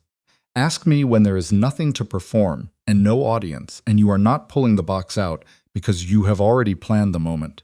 She held his gaze. Ask me when you are just asking. Vincent looked at her for a long moment. He put the box back in his pocket. He nodded once, and then he said quietly, just to her, not to the room. I have been afraid of just asking for 3 years. I know, she said. So have I. And that was the most honest thing either of them had said in 3 years. Said in the middle of a ballroom, at a charity gala, in front of 300 witnesses. Said by 2 people who had been circling something for a very long time, and had finally, through misunderstanding and silence, and half a sentence in a corridor, arrived at the place where circling was no longer an option. The applause was still going. Charlotte looked out at the room. The foundation board members, the senators, the business figures, the catering staff who had gone completely still near the east wall, her parents somewhere in the back of it all. And she thought, I built this room. And then she thought, I have absolutely no idea what happens next. But she was still standing in it, and so was he. And for the first time in a week, that felt like enough. The applause was still going when the first problem arrived. Charlotte heard it before she saw it. A shift in the quality of the room. A ripple moving through the crowd near the east entrance. The specific change in ambient noise that happens when something is wrong in a space full of people who don't yet know how wrong it is. She felt it the way she felt everything in a room she had built. Instinctively in the body, before the brain had caught up with the data, she turned. Donahue was moving across the ballroom floor at a pace that was 3 degrees faster than his standard operational walk. He was heading for Vincent, and his face was doing the thing faces do when the news is bad and the timing is catastrophic, and there is no good way to deliver either of those facts. Vincent had already seen him. Charlotte watched Vincent's posture change. Not dramatically, not visibly to anyone who didn't know the specific vocabulary of how he held himself, but she knew it. The openness that had been in him 30 seconds ago pulled back like a tide. Something older and harder moved in behind it. The man who had stood in front of 300 people and said, I have been afraid of just asking for 3 years, was still there, but he had company now. Donahue reached him and leaned close. Charlotte could not hear what was said. She watched Vincent's jaw set. She watched his eyes move left toward the north corridor, then back to Donahue, then briefly for exactly 1 second to her. He crossed to her in 4 strides. I need 10 minutes, he said. Low, just for her. What happened? Nothing that is going to ruin tonight. He said it with the specific conviction of someone who is deciding something is true while he says it. Keep the program moving. The dessert service should start. Vincent, she kept her voice even. What happened? He looked at her. The look lasted exactly as long as it took him to make a decision about honesty versus operational efficiency, which in Vincent Duca's particular calculus had historically been a short contest. Ricci, he said. She knew the name. She had typed it into documents and call logs and meeting schedules for 3 years without ever being told the full shape of what it meant. But she knew it the way you know the name of weather, by what it did when it arrived. Someone from his side is in the building, Vincent said. Lower level. Donahue is handling it. Then let Donahue handle it. I need to be there. You need to be here. She held his eyes. You have 300 guests, 2 senators. A foundation board that is going to remember this night for the wrong reasons. If you disappear into a back corridor, 20 minutes after, she stopped, found the professional register, the one she had been operating from for 3 years.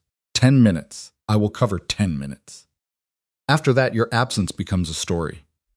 He looked at her for a moment longer than strictly necessary. 15. 12. Something moved in his face that was not a smile, but was adjacent to one. 12. He turned and followed Donahue toward the north corridor. Charlotte turned back to the room. 300 people, some of whom had watched the last 20 minutes happen, and were now in the various states of processing that a room full of powerful, socially sophisticated adults defaults to when they have witnessed something personal in a public space. Some were conspicuously redirecting themselves toward the bar. Some were quietly discussing what they had seen with the people at their tables. A few were watching Charlotte with the calibrated attention of people who were deciding how to position themselves relative to whatever had just shifted. She squared her shoulders. She walked to the event coordinator station, picked up her tablet, and opened the program timeline. Dessert service, string quartet, foundation fund commitment segment, closing remarks. She found the head of catering near the East Service entrance and said, "Start the dessert service now, please." Full room. "We are about 6 minutes early." "I know. Start now." She moved through the room. She stopped at 3 tables in succession, exchanging 4 sentences with each group. Warm, precise. Just enough to re-anchor the social gravity of the evening to something that felt intentional rather than interrupted. She reached the foundation board chair and spent 90 seconds confirming that the fund commitment segment would proceed as scheduled, which it would. And by the time she had covered the room's north half, the dessert carts were moving, and the string quartet had picked back up, and the particular human tendency to normalize quickly had begun doing its work. She was passing the bar when she nearly walked into her mother. Eleanor Hayes was 63. She had run the PTA of 3 separate schools with the efficient authority of a woman who would have been running corporations if the decade she had come up in had offered the same doors. And she was standing at the edge of the bar area with a glass of white wine and an expression that Charlotte had been reading since childhood. The expression that meant she was watching her daughter work and was proud in a way she wouldn't say directly. Because directness about pride was not how Eleanor Hayes operated. Charlotte stopped. "Mom." Her voice came out slightly different than she intended. Smaller. "You came. Vincent called me in April," Eleanor said. "I wasn't going to say no to that," he told me. "Did he tell you what he said to me?" She tilted her head slightly. "He said, 'Mrs. Hayes, I am going to ask your daughter to marry me, and I thought you should hear it from me directly. And I wanted to know if you would be willing to come to New York in October.' And then he waited. And I said, 'What took you so long?' She paused, and he said I was being stupid. And I said, 'Yes, you were.' And then I booked the train tickets." Charlotte stood in the middle of her charity gala and felt the hairline crack from 3 hours ago finish its journey through whatever had been holding everything together. "You didn't tell me," she said. "He at Natutu for 4 months." Charlotte, her mother's voice was not unkind. It had never been unkind, even when it was delivering things Charlotte didn't want to hear. "I have watched you manage everything around you for your entire adult life. I have watched you make yourself indispensable and professional and completely self-sufficient, and I have been proud of you every single day." She paused. "But you have never, not once since you were 19 years old, let anyone take care of something for you." She met her daughter's eyes. "He wanted to take care of this one. I thought he deserved the chance." Charlotte's throat was very tight. "I wrote a resignation letter," she said. "I was going to leave tonight." Her mother looked at her for a moment. "I know." "How do you know?" "Because you are my daughter. And when you decide you have lost something, you don't wait around to find out if you are wrong. You start making arrangements." She reached out and briefly, firmly squeezed Charlotte's arm. "You have always moved too fast toward the exit." Charlotte looked at her mother. She looked at this woman who had kept a 4-month secret and booked a train ticket from Connecticut, and was standing in a Manhattan ballroom in what was clearly a deliberately chosen dress. And she thought, I have been surrounded by people who knew things I didn't, and every single one of them was trying to protect something they believed was worth protecting. That did not make the week less terrible, but it made it explicable. "Your father is near the stage," her mother said. "He has been watching that young man very carefully for the past hour, and he hasn't said anything negative yet. Which, from your father, is essentially a standing ovation." Charlotte laughed, a short involuntary laugh. And then the north corridor door opened, and Vincent came back through it. He was 12 minutes and 40 seconds. She clocked it without meaning to. And he came back into the ballroom, moving at his normal pace, which told her nothing had escalated. And Donahue was not behind him, which told her it had been handled. And his jacket was straight, and his face was composed, but his tie was now slightly more off-center than it had been before he left, which told her the 12 minutes had involved something physical. His eyes found her across the room immediately. She excused herself from her mother and crossed toward him, meeting him near the central aisle between the seated tables. "Handled?" she asked. "Handled," he paused. Donahue had two of his people already in position. It was a probe. Rickus sighed, testing response time. Did anyone see? No. He glanced around the room, registered the dessert service, the quartet, the smoothly running event. Something in his face shifted. You kept it moving. That is what I do. He looked at her. The look had the same quality it had carried 20 minutes ago, before Donahue, before the North Corridor. That new openness still there underneath the operational layer.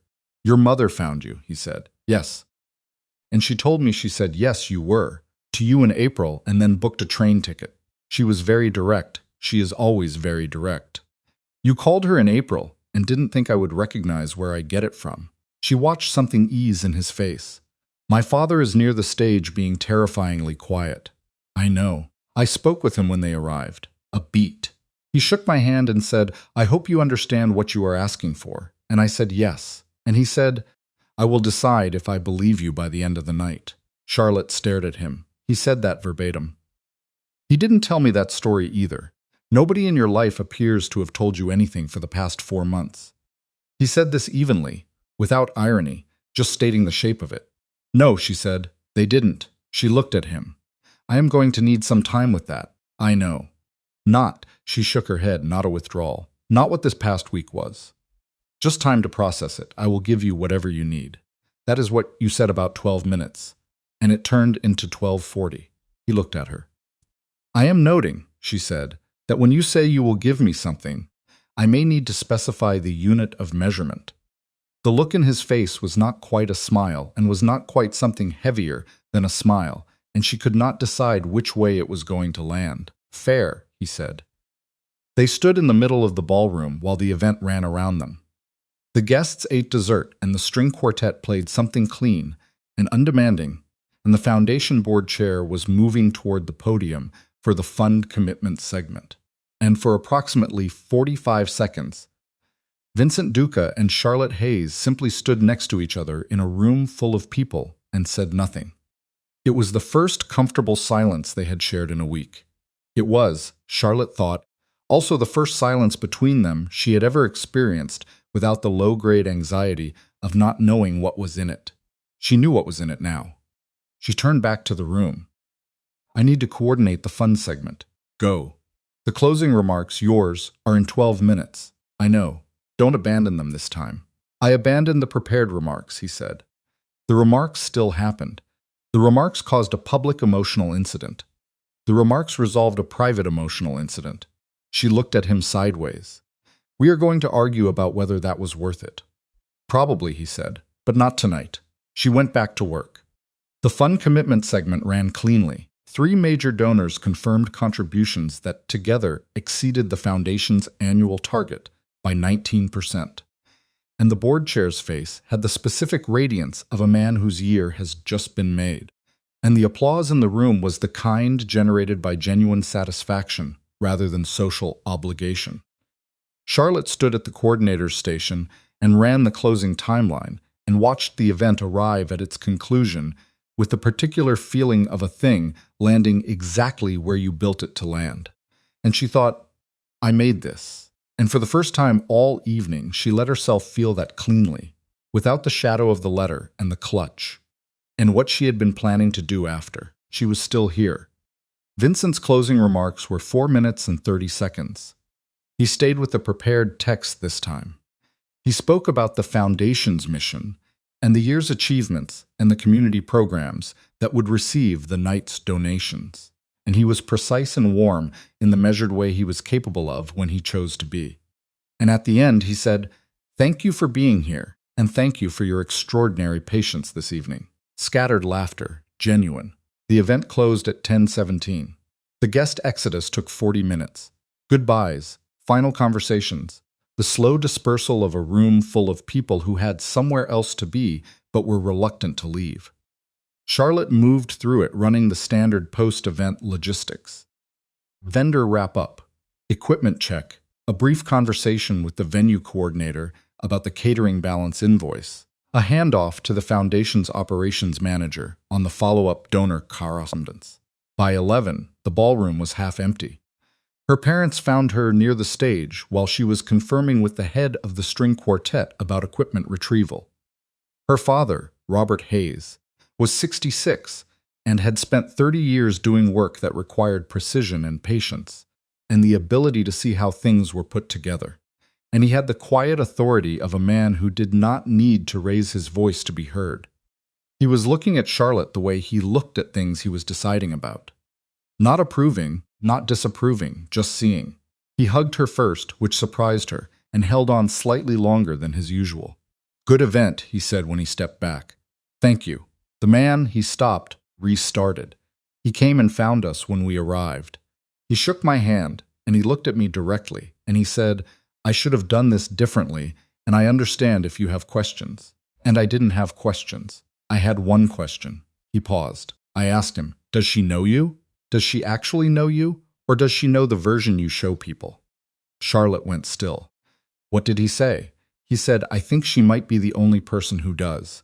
Her father's expression didn't change much, but something shifted slightly behind it. And then I watched him stand in front of 300 people and take his jacket off, metaphorically speaking, in a way I have never seen a man like that do in public. So he looked at her. He answered the question better with that than with anything he said. Charlotte breathed. "Dad, you are allowed to be happy," he said. Just that flat, direct, the specific language of a man who loves efficiently and means everything he says. "You have been careful long enough." Her mother put an arm around her briefly. The contained warmth of a woman who knew when words were less than the gesture. And then they said their good nights and found their coats and were gone. Charlotte stood near the stage in the emptying ballroom. The chandeliers had been dimmed from gala brightness to the flatter light of venue cleanup. The catering staff was moving in their efficient post-event patterns. The string quartet's equipment was being broken down near the north wall. Pieces of torn paper from her resignation letter were still on the floor near where she had stood. She had not told anyone to clean them up, and nobody had, and they sat there in the low light like the aftermath of something. She looked at them for a moment. She reached down and gathered the pieces. She didn't know why exactly. Not sentimentality, not as a keepsake, just the particular reflex of a person who finishes things, who doesn't leave messes in spaces she has built. She held the pieces in her palm. "I am going to need a new job description," she said without turning around. She had known he was there. She had known it for 30 seconds. The quality of air in a room changes when Vincent Duca is in it, and she had spent 3 years learning the specific change without ever directly acknowledging that she had. He came to stand beside her. He looked at the pieces of paper in her hand. "What do you want it to say?" he asked. "Something accurate." She turned the fragment slightly. "Not executive secretary. Not whatever the organizational chart would call it." She stopped. "Something that says, this person keeps everything running and also knows where all the bodies are buried and has decided to stay anyway." He was quiet for a moment. "That is a long title. I will abbreviate it." He looked at her profile. She could feel it the way she had always been able to feel it. His attention, which had weight to it, which was not the generic attention of a man looking at a woman, but the specific gravity of someone who was actually seeing you and had been for a long time. "Charlotte." "I know," she said. "I haven't asked anything." "You were going to say something about the ring." "I was going to say something about the week." He paused. "About what it felt like to watch you pull away from me and not be able to reach you. About sitting in my office at 4 in the morning on Saturday, trying to figure out what I had done wrong and coming up with nothing. Because I didn't know what you had heard and you didn't tell me. And he stopped. "I am not good at this, saying things plainly. It is genuinely one of my worst characteristics, and I have many." She looked at him. "I know," she said. "I have a list." His jaw moved. "Not quite. Of my worst characteristics. 3 years of proximity. You accumulate data." She turned to face him properly. The room was nearly empty now. A few staff members on the far side. The venue coordinator near the entrance. Nobody within 30 feet. "You are impatient with people who cannot follow your reasoning as fast as you produce it. You don't sleep enough, and you compensate by working, which means you are operating below optimal cognitive function approximately 40% of the time, and you won't admit it. You make decisions that affect other people without telling those people in advance." She paused. And you are terrible at saying simple things. He looked at her. That is an accurate list, he said. I know. Do you have a corresponding list of my own? She raised her eyebrows slightly. I heard half a sentence, and I built a catastrophe out of it, and I didn't ask a single question. And I wrote a resignation letter at 5 in the morning and carried it to a public event in my clutch. She paused. I am also not good at asking for things or believing I am allowed to want them. She held his eyes. We are both, it turns out, quite bad at this. Yes, he said, which is going to be a problem, probably. I am stating this clearly, she said, because I think we have both spent a significant amount of time in this particular dynamic. The one where we are standing 3 feet from the thing we want, and we are managing it instead of just saying it. And I would like to try a different approach going forward. What approach? Saying it. She held his gaze. When something is wrong, saying it. When something is needed, asking for it. When something is, she stopped, found the words. When something matters, saying it matters out loud. To the person it matters about. He was watching her with an intensity that had nothing managed in it. I can try that, he said. You are going to have to do more than try, I know, because I am not going to survive another week like this one. Her voice was steady, but she meant it fully. I am a competent professional, and I am a functional adult, and I have significant personal reserves, and I spent that week operating at the absolute bottom of all of them. And I am not willing to do it again, because we are both too, she searched for the word, careful. We are too careful with each other, he said. You are right. She looked at him for a long moment. Say something true, she said. Not about the proposal, not about tonight. Something true that you haven't said. He didn't hesitate. The first time I knew, he said, was about 3 months after you started. There was a meeting, the Carlucci acquisition negotiation. It went 6 hours. The other side had a strategy of attrition, just grinding it out until we conceded on the secondary clause. And everyone in the room was starting to fold except you. You hadn't said anything for 40 minutes. And then you quietly put a single document in front of their lead counsel, and you said, this supersedes the secondary clause you are negotiating over. It was addressed in the original filing, which your team appears to have missed. And the room went completely silent, and their counsel looked at the document and turned the color of someone whose day has just ended. He paused. And you just picked up your pen and moved on. And I thought, he stopped. I thought, I have never seen anything like this person. Charlotte stood in the dimmed ballroom and felt the impact of this like something physical. 3 months in? She said. Yes, you have known for 3 years. I have known for 3 years, and you didn't say anything for 3 years. No. She looked at him. She was not going to perform calm about this. She had made a decision standing in this room 20 minutes ago that she was done performing calm about things that were not calm. That is infuriating, she said. Yes, I wasted 3 years being. She stopped, restarted. I was so careful. I was so careful not to feel it too obviously, not to let it show, not to be the cliché of the secretary who falls for. I managed it every single day for 3 years, and you were sitting 6 feet away knowing, and you didn't say anything. No, he said, I didn't. Why? Not accusing, actually asking. Because I was afraid, he said. And because I convinced myself that afraid was the same as not ready. And because every time I got close to saying it, the voice in my head that runs risk assessment on everything, he stopped, said, if you are wrong, you lose her. And losing her was worse than staying silent. He met her eyes. I was wrong about that, too. She looked at him. You were wrong about that, she agreed. Staying silent almost lost me anyway. Just slower. I know. Marco told me to hear the whole sentence, she said. In a service corridor this afternoon. He said, sometimes we hear a thing and we fill in the rest with our own fear. Marco is occasionally smarter than me. Marco is frequently smarter than you. He breathed out something that was not quite a laugh and was not quite a sigh. Also possibly accurate. She looked down at the pieces of paper in her hand. She held them for a moment. Then she walked to the nearest waste bin at the edge of the room and dropped them in. She turned back. He was watching her. I want to go home, she said. I want to go home and sleep for approximately 10 hours. And then I want to have a conversation that is not in public and does not involve an audience of 300 people. She paused. And then I want to figure out what comes next. Okay, he said. Not tonight. Not tonight. She studied him. You are very agreeable right now. I am in a position that warrants it. Don't be agreeable because you are in a position that warrants it. Be honest. If you disagree with me, say so. He looked at her steadily. I don't disagree with you about anything. About anything you have said in the last 20 minutes. A pause. There are other topics where obviously we will get there. She found her clutch on the coordinator's station. The envelope was gone. The pieces were in the bin. The clutch felt lighter. Walk me out. He fell into step beside her. They crossed the emptying ballroom, past the catering carts and the stacked chairs from the perimeter and the venue staff running post-event cleanup, past the place near the rear exit where she had been standing when he said her name, and the whole evening had changed direction. At the main entrance, her coat was waiting.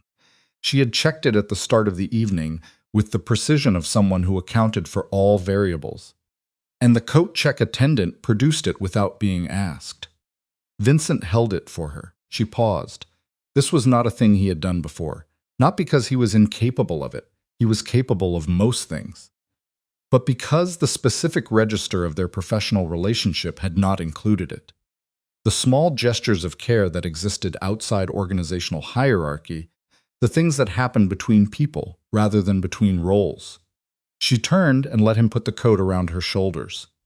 She stood very still while he did it. His hand settled the coat at her shoulders and stayed there for a half-second longer than the task required. She turned to face him. They were in the entrance of a venue that was winding down, and the city was outside through the glass doors, all light and movement and October cold, and she was looking at him in a way she had never allowed herself to look at him in 3 years of standing in the same rooms. I am not going to make this easy for you, she said. I am not asking you to. I mean it. The 3 years of silence. I am going to have feelings about that, complicated feelings. And I am going to say them when I have them, because that is the approach we just agreed on. I know. And the Victoria situation.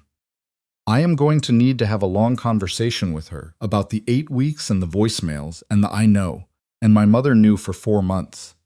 Charlotte, his voice was quiet, not interrupting, just landing. I know, all of it. I am not going anywhere. She looked at him. She believed him. This was the thing.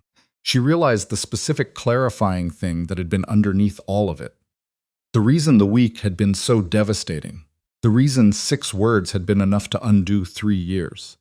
She had believed on some deep, unexamined level that if she was wrong, if she had been wrong about being loved, the correct response was to leave efficiently and professionally and without making a scene. She had not been able to imagine being wrong and staying.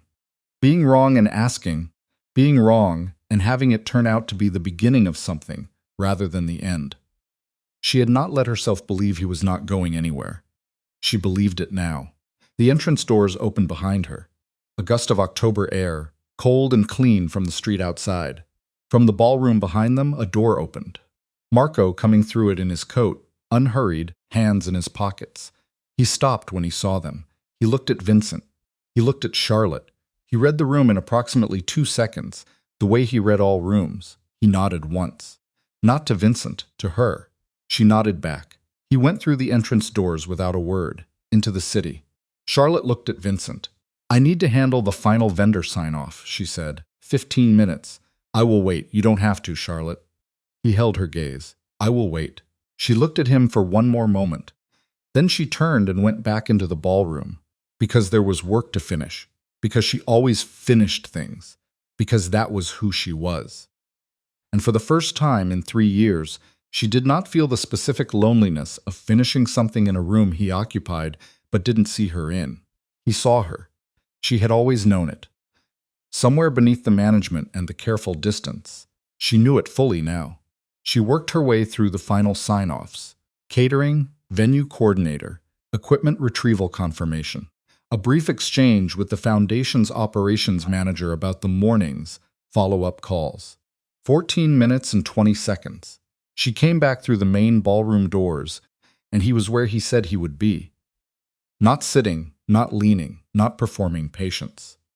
Just standing near the entrance with his hands at his sides, his jacket slightly creased from the evening, his tie still off-center. She stopped in front of him. She reached up and straightened his tie. He went completely still while she did it. That absolute stillness he was capable of, the kind that was not absence of attention, but total concentration of it, directed without deflection. She smoothed the knot, settled the collar, she stepped back. She looked at him, and the thing she felt in that moment, standing in the entrance of a venue she had built, with the cold city behind the glass doors and the sound of cleanup behind her, and the pieces of her resignation letter in a waste bin 10 feet away, was not relief, not triumph, not the simple satisfaction of a resolution. It was something larger and more complicated and less comfortable than any of those things. It was the specific feeling of a future that has just become real. She picked up her clutch. She nodded toward the door. He pushed it open. They walked out together into the October night, into the cold and the light and the noise of the city that did not pause for personal reckonings. And the door closed behind them, and somewhere in the building they had just left, a waste bin held the pieces of a letter that had been built on half a sentence, and the particular courage of a woman who had been afraid to hope, and had hoped anyway, in spite of everything. 3 steps from the entrance, Vincent stopped. She stopped beside him. He was looking at the street in front of them. Cars moving, a cluster of guests from the evening 50 yards up the block, making their way to whatever came next. The city doing what it always did. 6 months ago, he said quietly, not looking at her, looking at the street. When I started planning this, I wrote down what I wanted to say to you. He stopped. When I actually asked, not the proposal speech, not the public version. What I wanted to say when it was just us. She waited. He turned to look at her. I wanted to say, you are the only person in my life who has never needed me to be who I am in public, who has seen every version of this, the operations, the politics, the compromises, the things that don't look good in daylight, and has chosen every day to walk back into the building. Not because she had to, because she chose to. He held her eyes.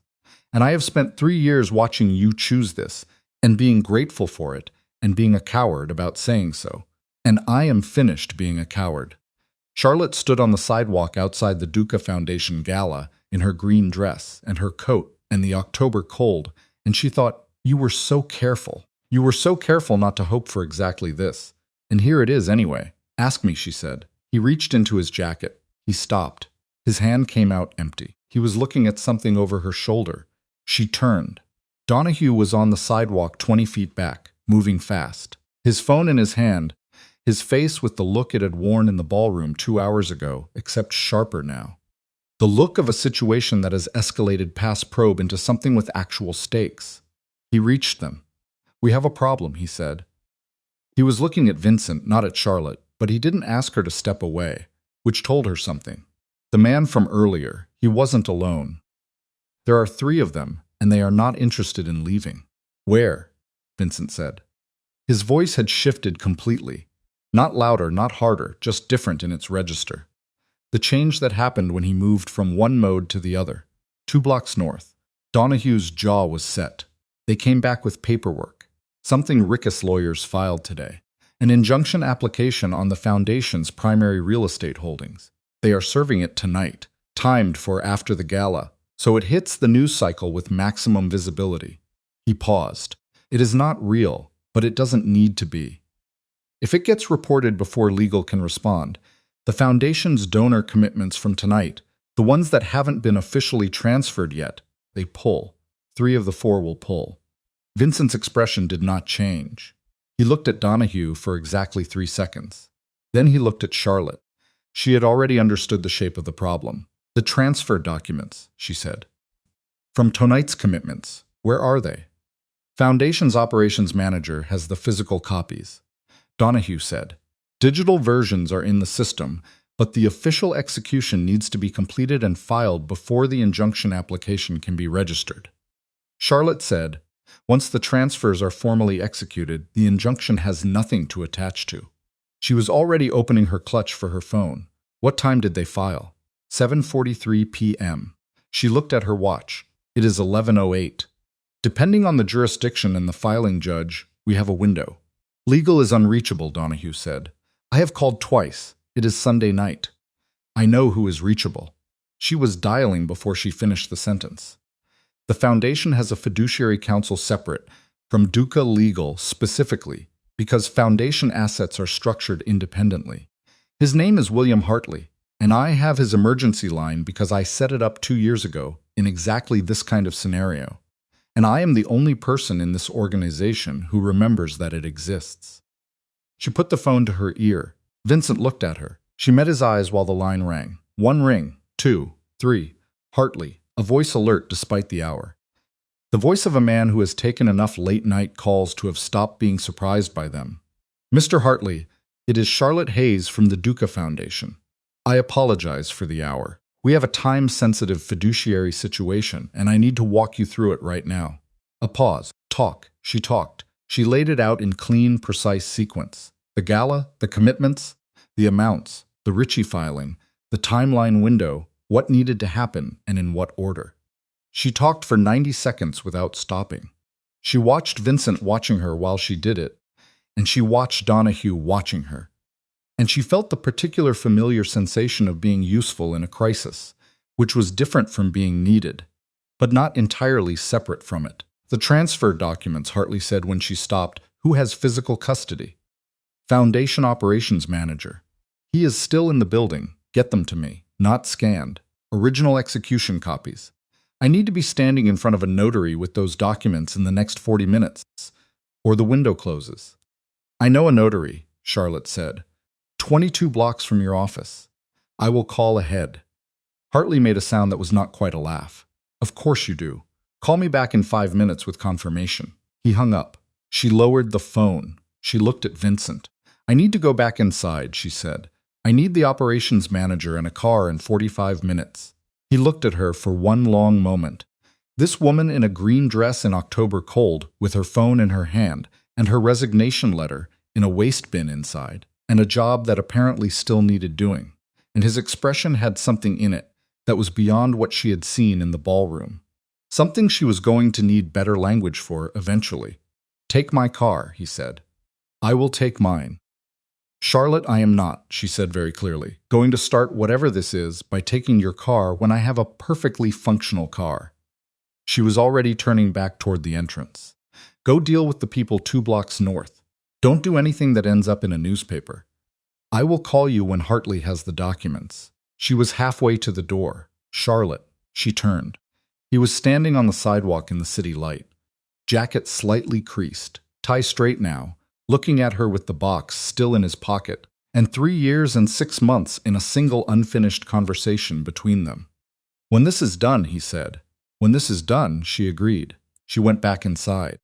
The operations manager's name was Gerald Foss, and he had been running the foundation's administrative operations for 11 years, which meant he had seen enough late-night crisis to move without asking unnecessary questions when Charlotte walked back into the ballroom at 11:12 and told him she needed the transfer documents from tonight's commitments. All 4 of them physical copies right now. He had them in a leather portfolio under the coordinator's table. He had put them there at the start of the evening as standard protocol. Charlotte had written that protocol. She took the portfolio, called the notary, a woman named Diane Sheff, who ran a service on the West Side and had been on Charlotte's emergency contact list for 2 years because document execution crisis did not observe business hours. She confirmed availability, called Hartley back with the address, and was in her car heading north by 11:19. The drive took 11 minutes. She sat in the back seat with the portfolio on her lap and her phone in her hand and ran through the logic of it, checking for gaps the way she checked everything methodically, without panic. Because panic was a luxury you burned through in the first 30 seconds, and then you either had the training to work without it or you didn't. The Ritchie filing was, as Hartley had said, technically weak. An injunction application on foundation real estate holdings required demonstrating that the foundation had engaged in conduct that materially harmed Rickus' documented interests, and the basis for that claim was thin enough that any competent judge reviewing it on the merits would deny it inside of 72 hours. The problem was not the merits. The problem was the timing. Rickus lawyers had filed on a Sunday night specifically so the application would sit in the system uncontested through the night and into Monday morning when the financial press ran their early cycle. 48 hours of press coverage about an injunction application against the Duca Foundation would pull donor commitments before legal could respond with the paperwork, demonstrating the claim was garbage. But if the transfer documents were formally executed and filed before the application was registered in the morning queue, there was nothing for the injunction to attach to. The foundation's primary real estate holdings were structured through a separate fiduciary trust, Hartley's domain, not Duca Legal's, and the trust's execution protocols operated on a different timeline than the family's organizational machinery. Rickus lawyers had not known about the trust structure. Charlotte knew about it because she had spent 3 years reading every document that passed through Vincent Duca's office, including the ones that arrived in the quiet periods between crises. The administrative and structural ones that nobody prioritized, because there was always something louder demanding attention, and she had filed the trust structure information in her memory the way she filed everything, without knowing exactly when she would need it, but understanding that the day she needed it would come. The day had come. Hartley was waiting on the sidewalk outside the notary's building when her car arrived. He was 61, compact, wearing a coat over what appeared to be pajama pants, and he had the expression of a man who had accepted the evening for what it was. "You drove fast," he said. "I know the route." She held up the portfolio. He took it, opened it on the hood of a parked car under the streetlight, and spent 90 seconds reviewing the documents with the focused speed of someone who had been doing this for 30 years. "These are clean," he said. "They are always clean." 4 commitments, total transfer value. He looked at the figure. Substantial, yes. And you need all 4 executed and filed before the morning registration queue opens at 6 a.m. He looked at his watch. "It is 11:31. "I know." He closed the portfolio. "Diane is going to need a witness signature on 2 of these. The trust structure requires it. I will witness. You are named in one of the documents." She paused 1 beat. "Gerald Foss. He is still at the venue. I will call him." She was already dialing. "He can be here in 20 minutes. Hartley nodded. He went inside. Charlotte stood on the sidewalk and waited for Gerald to pick up, and while she waited, she looked at the city around her. The specific quality of New York at 11:30 on a Sunday night. Not quiet, never quiet, but running at a lower register than the daylight hours. The light softer and the noise more dispersed. The city doing what it always did, which was continue regardless. Gerald picked up on the second ring and said yes without being asked twice.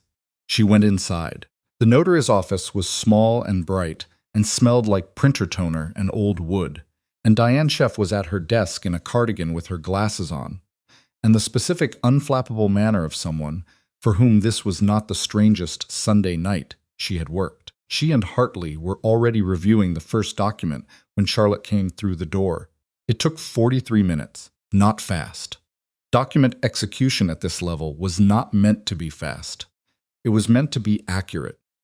And accurate required reading every clause and confirming every signature block and verifying every identity and running the notarization protocol in the specific sequence the trust required. Gerald arrived at minute 18 slightly out of breath, his bow tie from the evening still around his neck. He witnessed the 2 documents that required it with the careful hand of a man who understood what he was signing and why it mattered. At 12:14 a.m., Hartley filed the executed documents through the Foundation's fiduciary system, a digital submission with physical copies to follow by courier in the morning. The transfer of Tonight's charitable commitments was formally complete. He looked at Charlotte across the desk. "Done," he said. She let out a breath.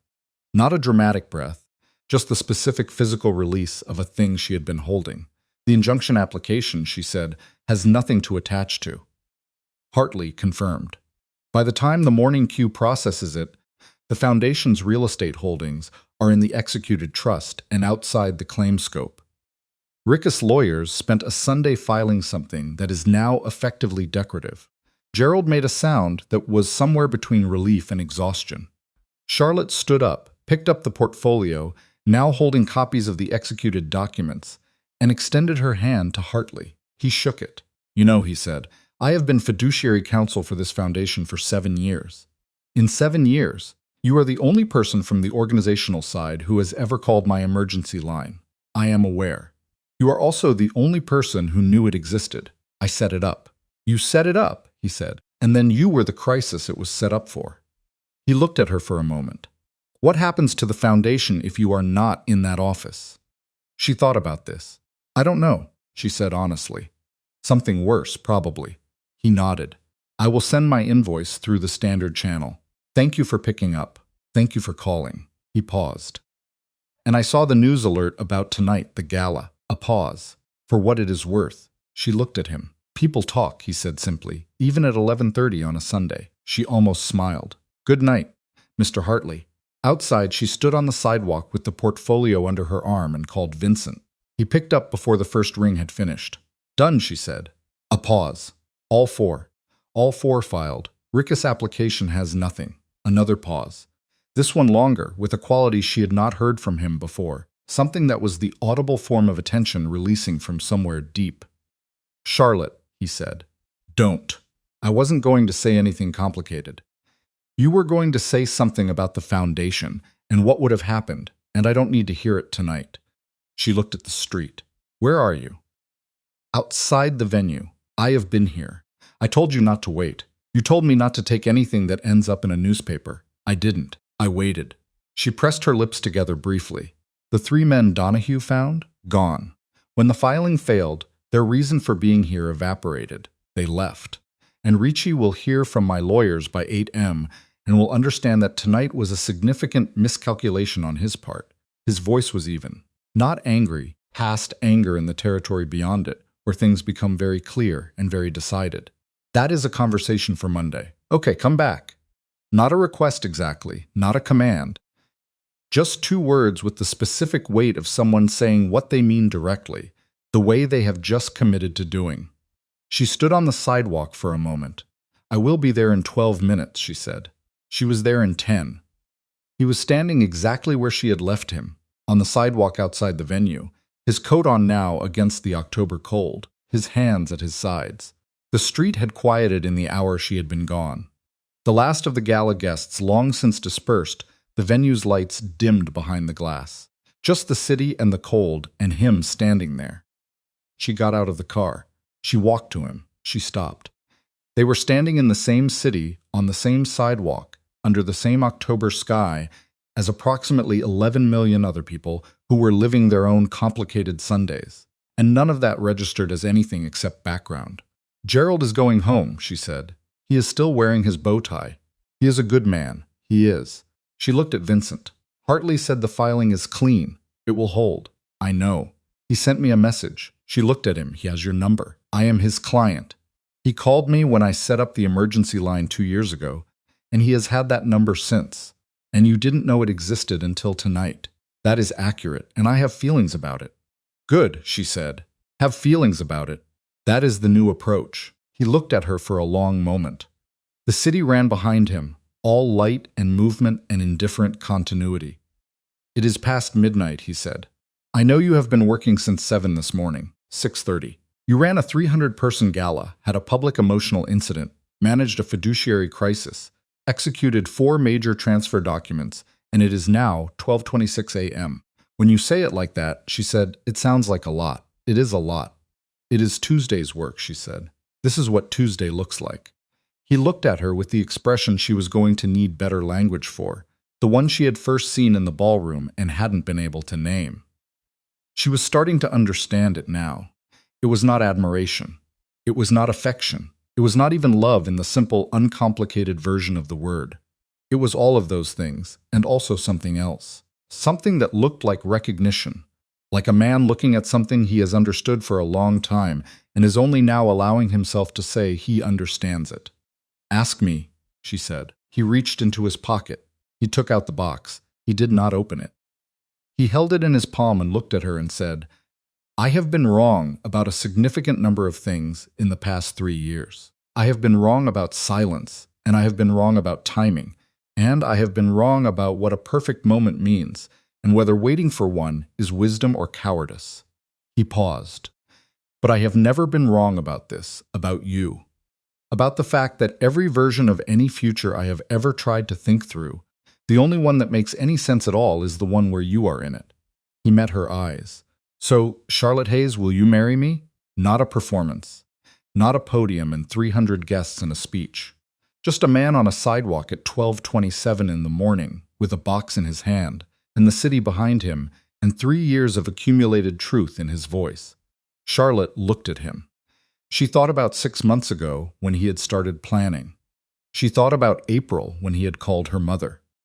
She thought about the ring sitting in a jacket pocket for 6 weeks. She thought about the conversation she had not stayed to finish. The 6 words she had built a catastrophe from, the resignation letter in a waste bin 40 feet behind her. She thought about 5 days of sleepless grief constructed from half a sentence. She thought about Marco in a corridor. Hear the whole sentence. She thought about her father. You have been careful long enough. She thought about her mother, booking a train ticket from Connecticut because a man she had never met called her in April and said I was being stupid, and her mother had said, yes, you were.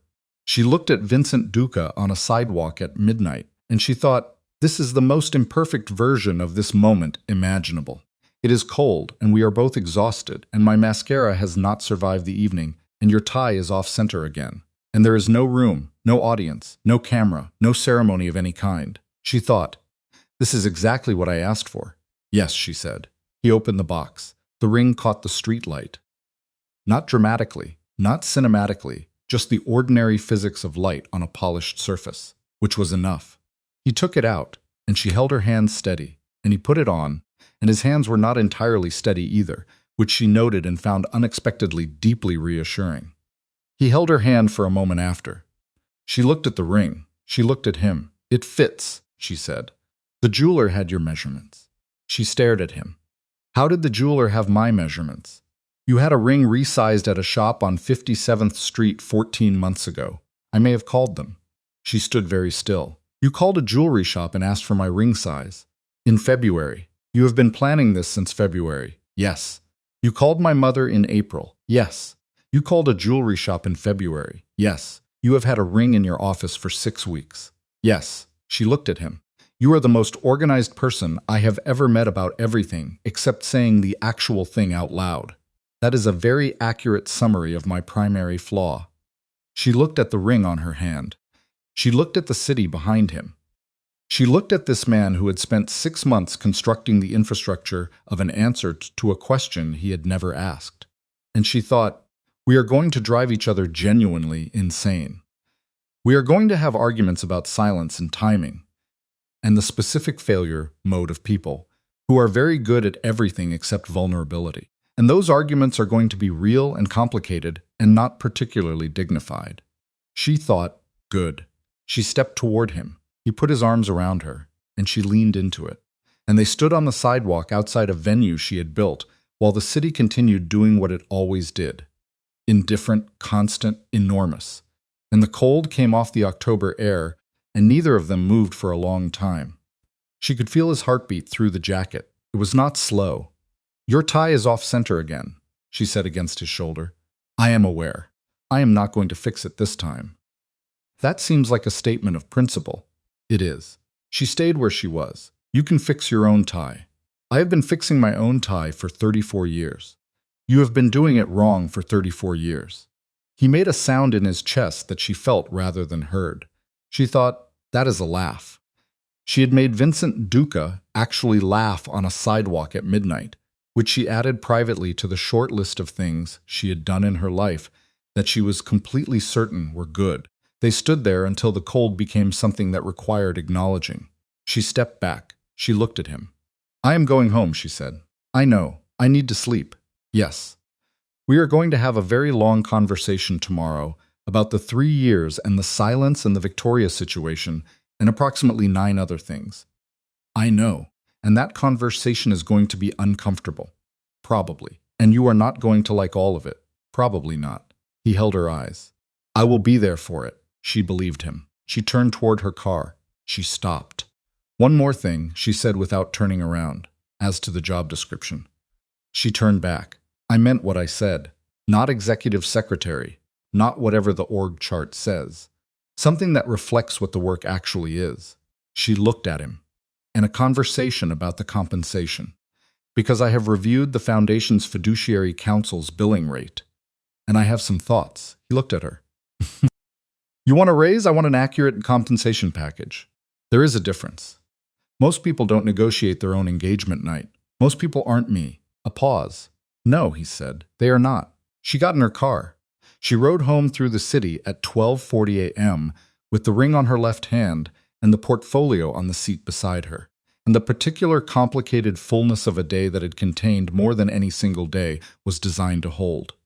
She did not try to process all of it. She let it sit.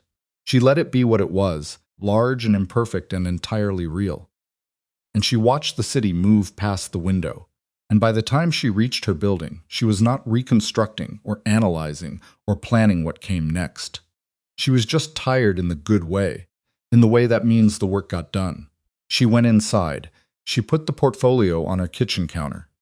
She sat on the edge of her bed and looked at the ring in the low light of her bedroom for approximately 3 minutes, which was not a thing she would ever have admitted to doing, and did anyway. Then she lay down. She slept. She slept for the first time in a week without waking at 4 in the morning. The conversation happened on Wednesday, not Monday. Monday was the Reiki response, which Vincent's lawyers filed at 8:15, and which accomplished exactly what it was designed to accomplish, which was the rapid and documented demonstration that the Sunday night filing had been not only legally insufficient, but strategically catastrophic, a move that had cost Richie both the injunction and whatever remained of his goodwill with 2 judges who had now seen his organization operate in bad faith on a Sunday evening.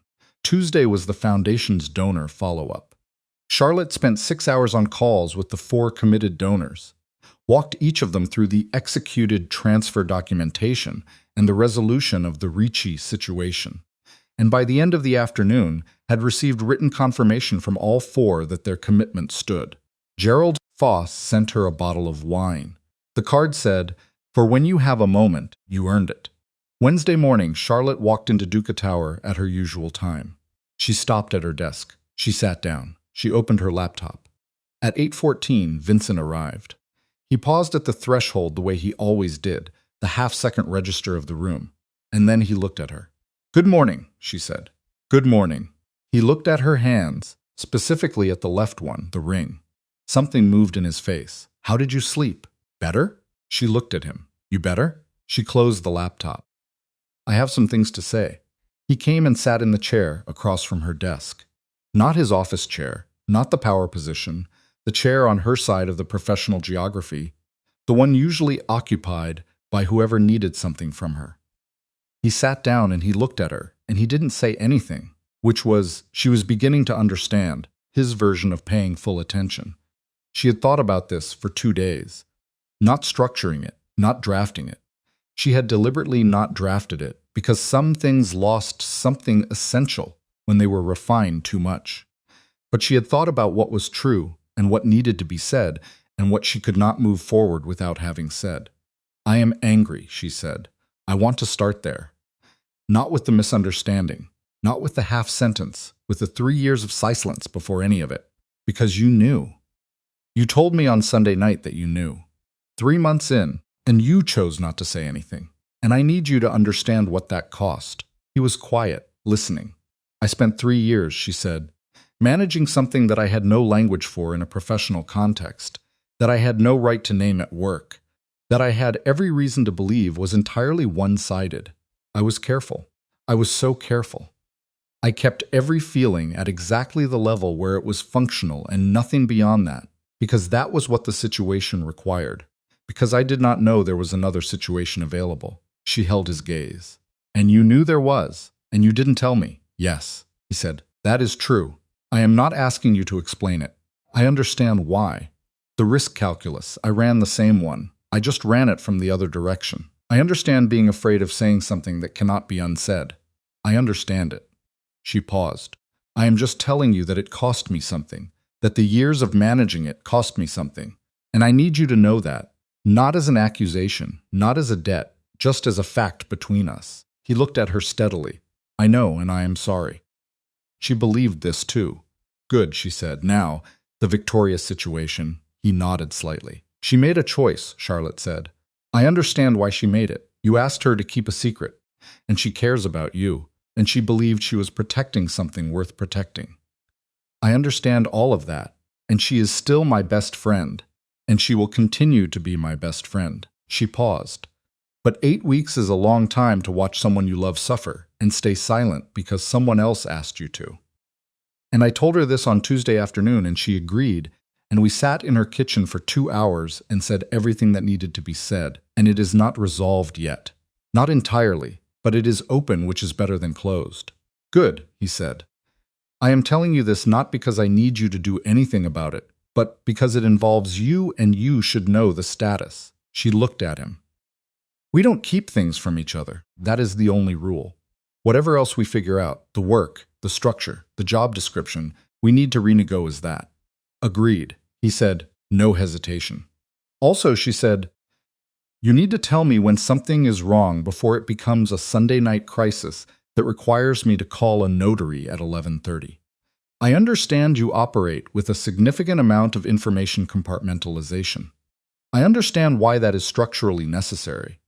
But I also understand, having spent 3 years reading every document that crossed your desk, that the Ricci situation has been developing for at least 14 months. And there were 7 points in those 14 months where I could have flagged it as a foundation-level risk if I had known it was a foundation-level risk. He looked at her. I know, he said. I am not asking to know everything. I am asking to know the things that intersect with the work I am responsible for. That is reasonable. I know it is reasonable. I am stating it clearly so we don't have a situation in 6 months where you have made the same judgment call again, and I am standing on a sidewalk calling a notary. He looked at her for a moment. You know, the notary situation was not. I know it wasn't intentional. I know Ricci chose the timing. I am saying that the information gap that made it a crisis was 14 months old, and that gap should not exist. He breathed out. Agreed. She looked at him. He looked at her. Are there other things, he asked? Probably, she said. I will say them when I have them. Good. She opened her laptop. The Hartley invoice is in the Foundation's accounts payable queue. The 4 donor confirmations are in the filing system. The Ricci response documentation is with legal for archiving. The gala final accounting closes Friday. She paused. The job description and compensation conversation needs to happen this week. I will have HR set up the meeting. I will run the meeting. He looked at her. HR will be there, she said. But I am going to present my own terms. It is a conflict of interest for me to negotiate with HR without you present. And it is a conflict of interest for you to negotiate without HR present. So all 3 parties will be in the room and it will be documented and clean. You have already thought through the structure. I have had 2 days. Something was in his face again. That look, the one she was building language for. What? She said. Nothing. Say it. He was quiet for a moment. I spent 6 months planning a proposal. I planned the room and the ring and the guest list and the timing, and I had a speech and I rehearsed it. He paused. And you are sitting there having managed a fiduciary crisis, completed a 5-day emotional reckoning, and already restructured the terms of our working arrangement, and it is Wednesday morning. Yes, she said. That is accurate. He stopped. I spent 6 months on the room. You have spent 2 days on the structure. The room was beautiful, she said. I built it. He looked at her. The room was perfect, he said. It just turned out the proposal didn't need it. She met his eyes. No, she said. It didn't. They sat in the office in the particular silence that had changed its quality. Not the managed silence of 2 people maintaining professional distance. Not the loaded silence of unspoken things, but something that had air in it, that had room. Go to your office, she said. You have a 9 o'clock. He stood. He stopped at the threshold. Charlotte. She looked up. The 3 years, he said. What you said about what it cost. I heard it. He held her gaze. I am not going to fix it. I cannot, but I heard it. She looked at him. Good, she said. He went into his office. She looked at the ring on her hand for exactly 2 seconds. Then she opened her laptop and started working. The months that followed were not simple. Nothing about the specific project of building a life alongside Vincent Duca was simple, because he was not a simple man, and she was not a simple woman. And the intersection of two people who had spent years managing their own complexity without assistance was going to produce friction. And it did. There were arguments, real ones. Not shouting. Neither of them were shouters, but the kind of arguments that have weight to them, that require resolution rather than distance, that leave both parties slightly changed.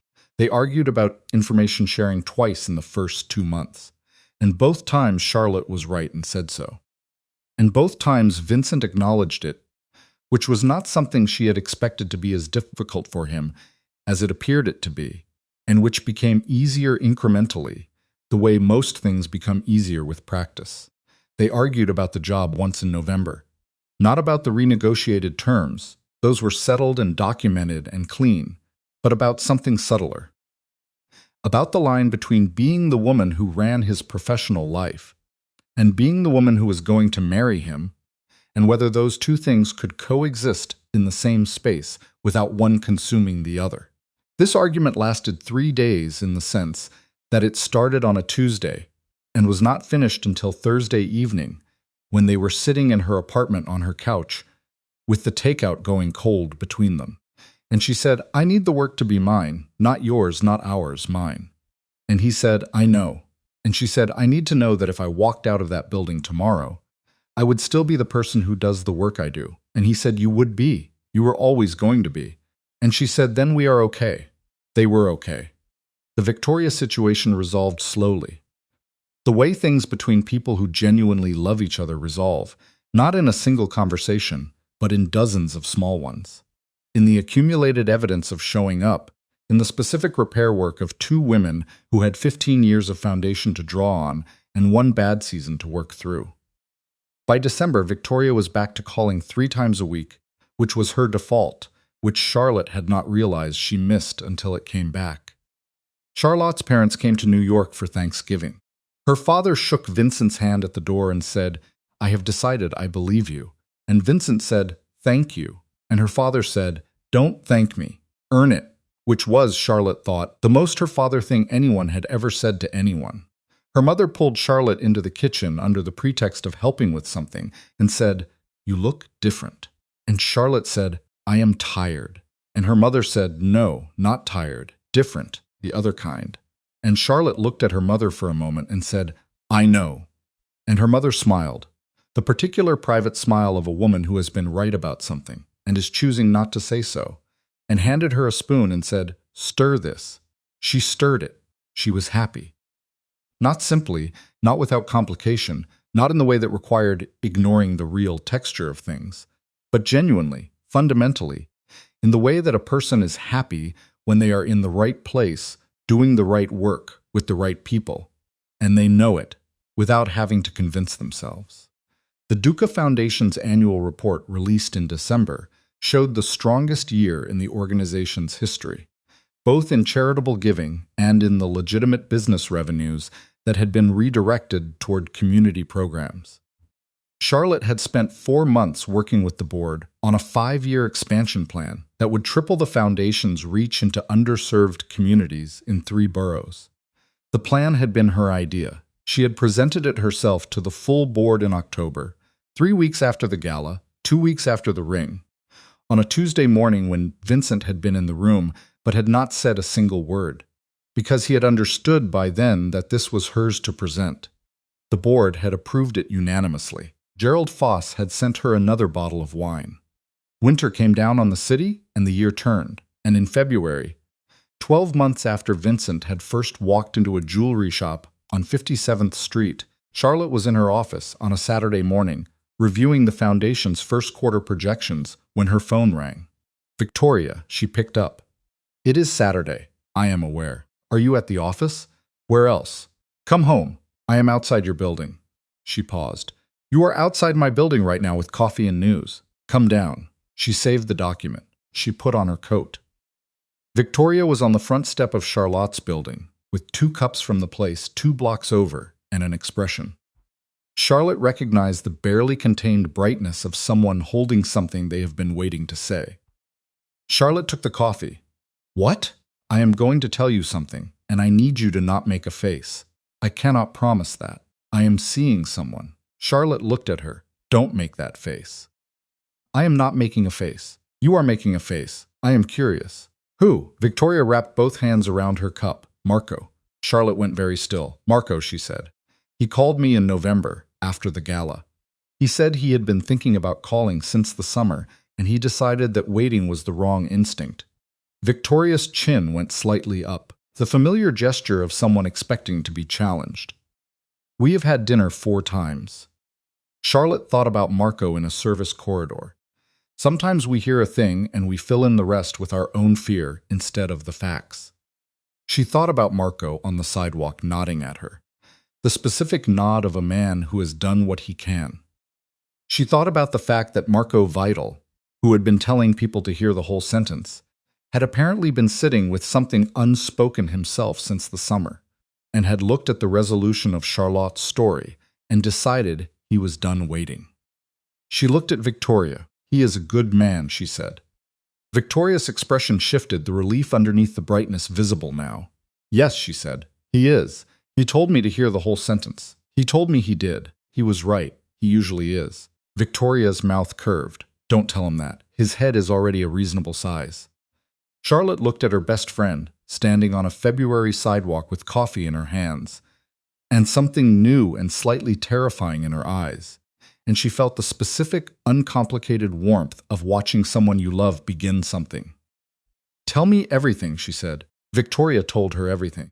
They stood on the sidewalk until the coffee went cold and then went inside and sat at Charlotte's kitchen table and kept talking. And the morning moved through the windows the way February light moves in New York, thin and clear and persistent, and the city did what it always did, which was continue. 6 months later, in what would have been late spring if the spring had behaved like spring instead of extending summer's heat 2 weeks into its own season, Charlotte drove a rented car along the Connecticut coast with the windows down, and Vincent in the passenger seat with his jacket in the back and his sleeves rolled up. And the Atlantic was on their right, gray and enormous and entirely indifferent to personal history. And she took the turnoff she had been taking since childhood and drove until the road ended at a private stretch of coast that belonged to an estate the Duca family had held for 20 years. She had never brought him here before. She had never brought anyone here before. It was her place, not legally, not officially. She had no claim to it, but she had been coming here for 3 years. Whenever the city became too much of itself, and she needed the specific quality of Atlantic air, and the particular silence of a coast where nobody needed anything from her, she parked. They walked down to the water's edge, shoes off, cold sand, and the specific smell of salt and seagrass in the distance. And she stood at the edge where the water came up and receded and came up again, and she breathed it in. He stood beside her. They stood there for a while without saying anything. The way you can stand beside someone without saying anything when the silence is not a managed thing, but simply the right container for what is actually being felt. She looked at the water. She thought about 6 months ago, the ballroom, the letter, the 6 words, the corridor she had turned around in. She thought about 3 years before that, and all the mornings she had arrived 40 minutes early, and the afternoons she had managed the manageable, and the evenings she had driven home alone with her feelings filed away in their appropriate place. She thought about her father. You have been careful long enough. She looked at Vincent beside her. She looked at his hands, which were not entirely still even at rest, which she had noticed years ago and never commented on. A small contained energy always present, the physical evidence of a mind that did not stop. She took his hand. He looked at her. I want to get married here, she said. Not a big event, not 300 guests, just the people who were actually part of the story. She paused. My parents, Victoria, Marco Hartley, if he wants to come. Gerald Foss. She looked at him. Does that work for you? He looked at the ocean. He looked at her. Yes, he said. She nodded. The water came in and pulled back, and the light on it shifted the way Atlantic light shifts. Never entirely the same for 2 consecutive seconds. Always moving, always adjusting, never arriving at a final version of itself. She thought, I have spent a significant portion of my life being afraid of getting things wrong, of hearing only half the sentence and building a world from it, of turning away from a door before the whole answer arrived. She thought, and here is what it looks like when you stay.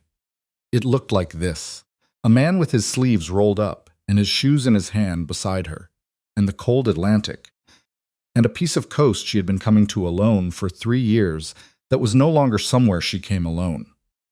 It looked like sand between her toes and the ring on her finger, and the particular exhaustion and fullness of a life that had not been careful enough to avoid being damaged, and had not been careless enough to be destroyed. It looked, she thought, exactly like something real. "You are thinking loudly," he said. "You cannot hear thinking. I can hear yours." She looked at him sideways. "What am I thinking?" He looked at the ocean for a moment, then back at her. That it worked out.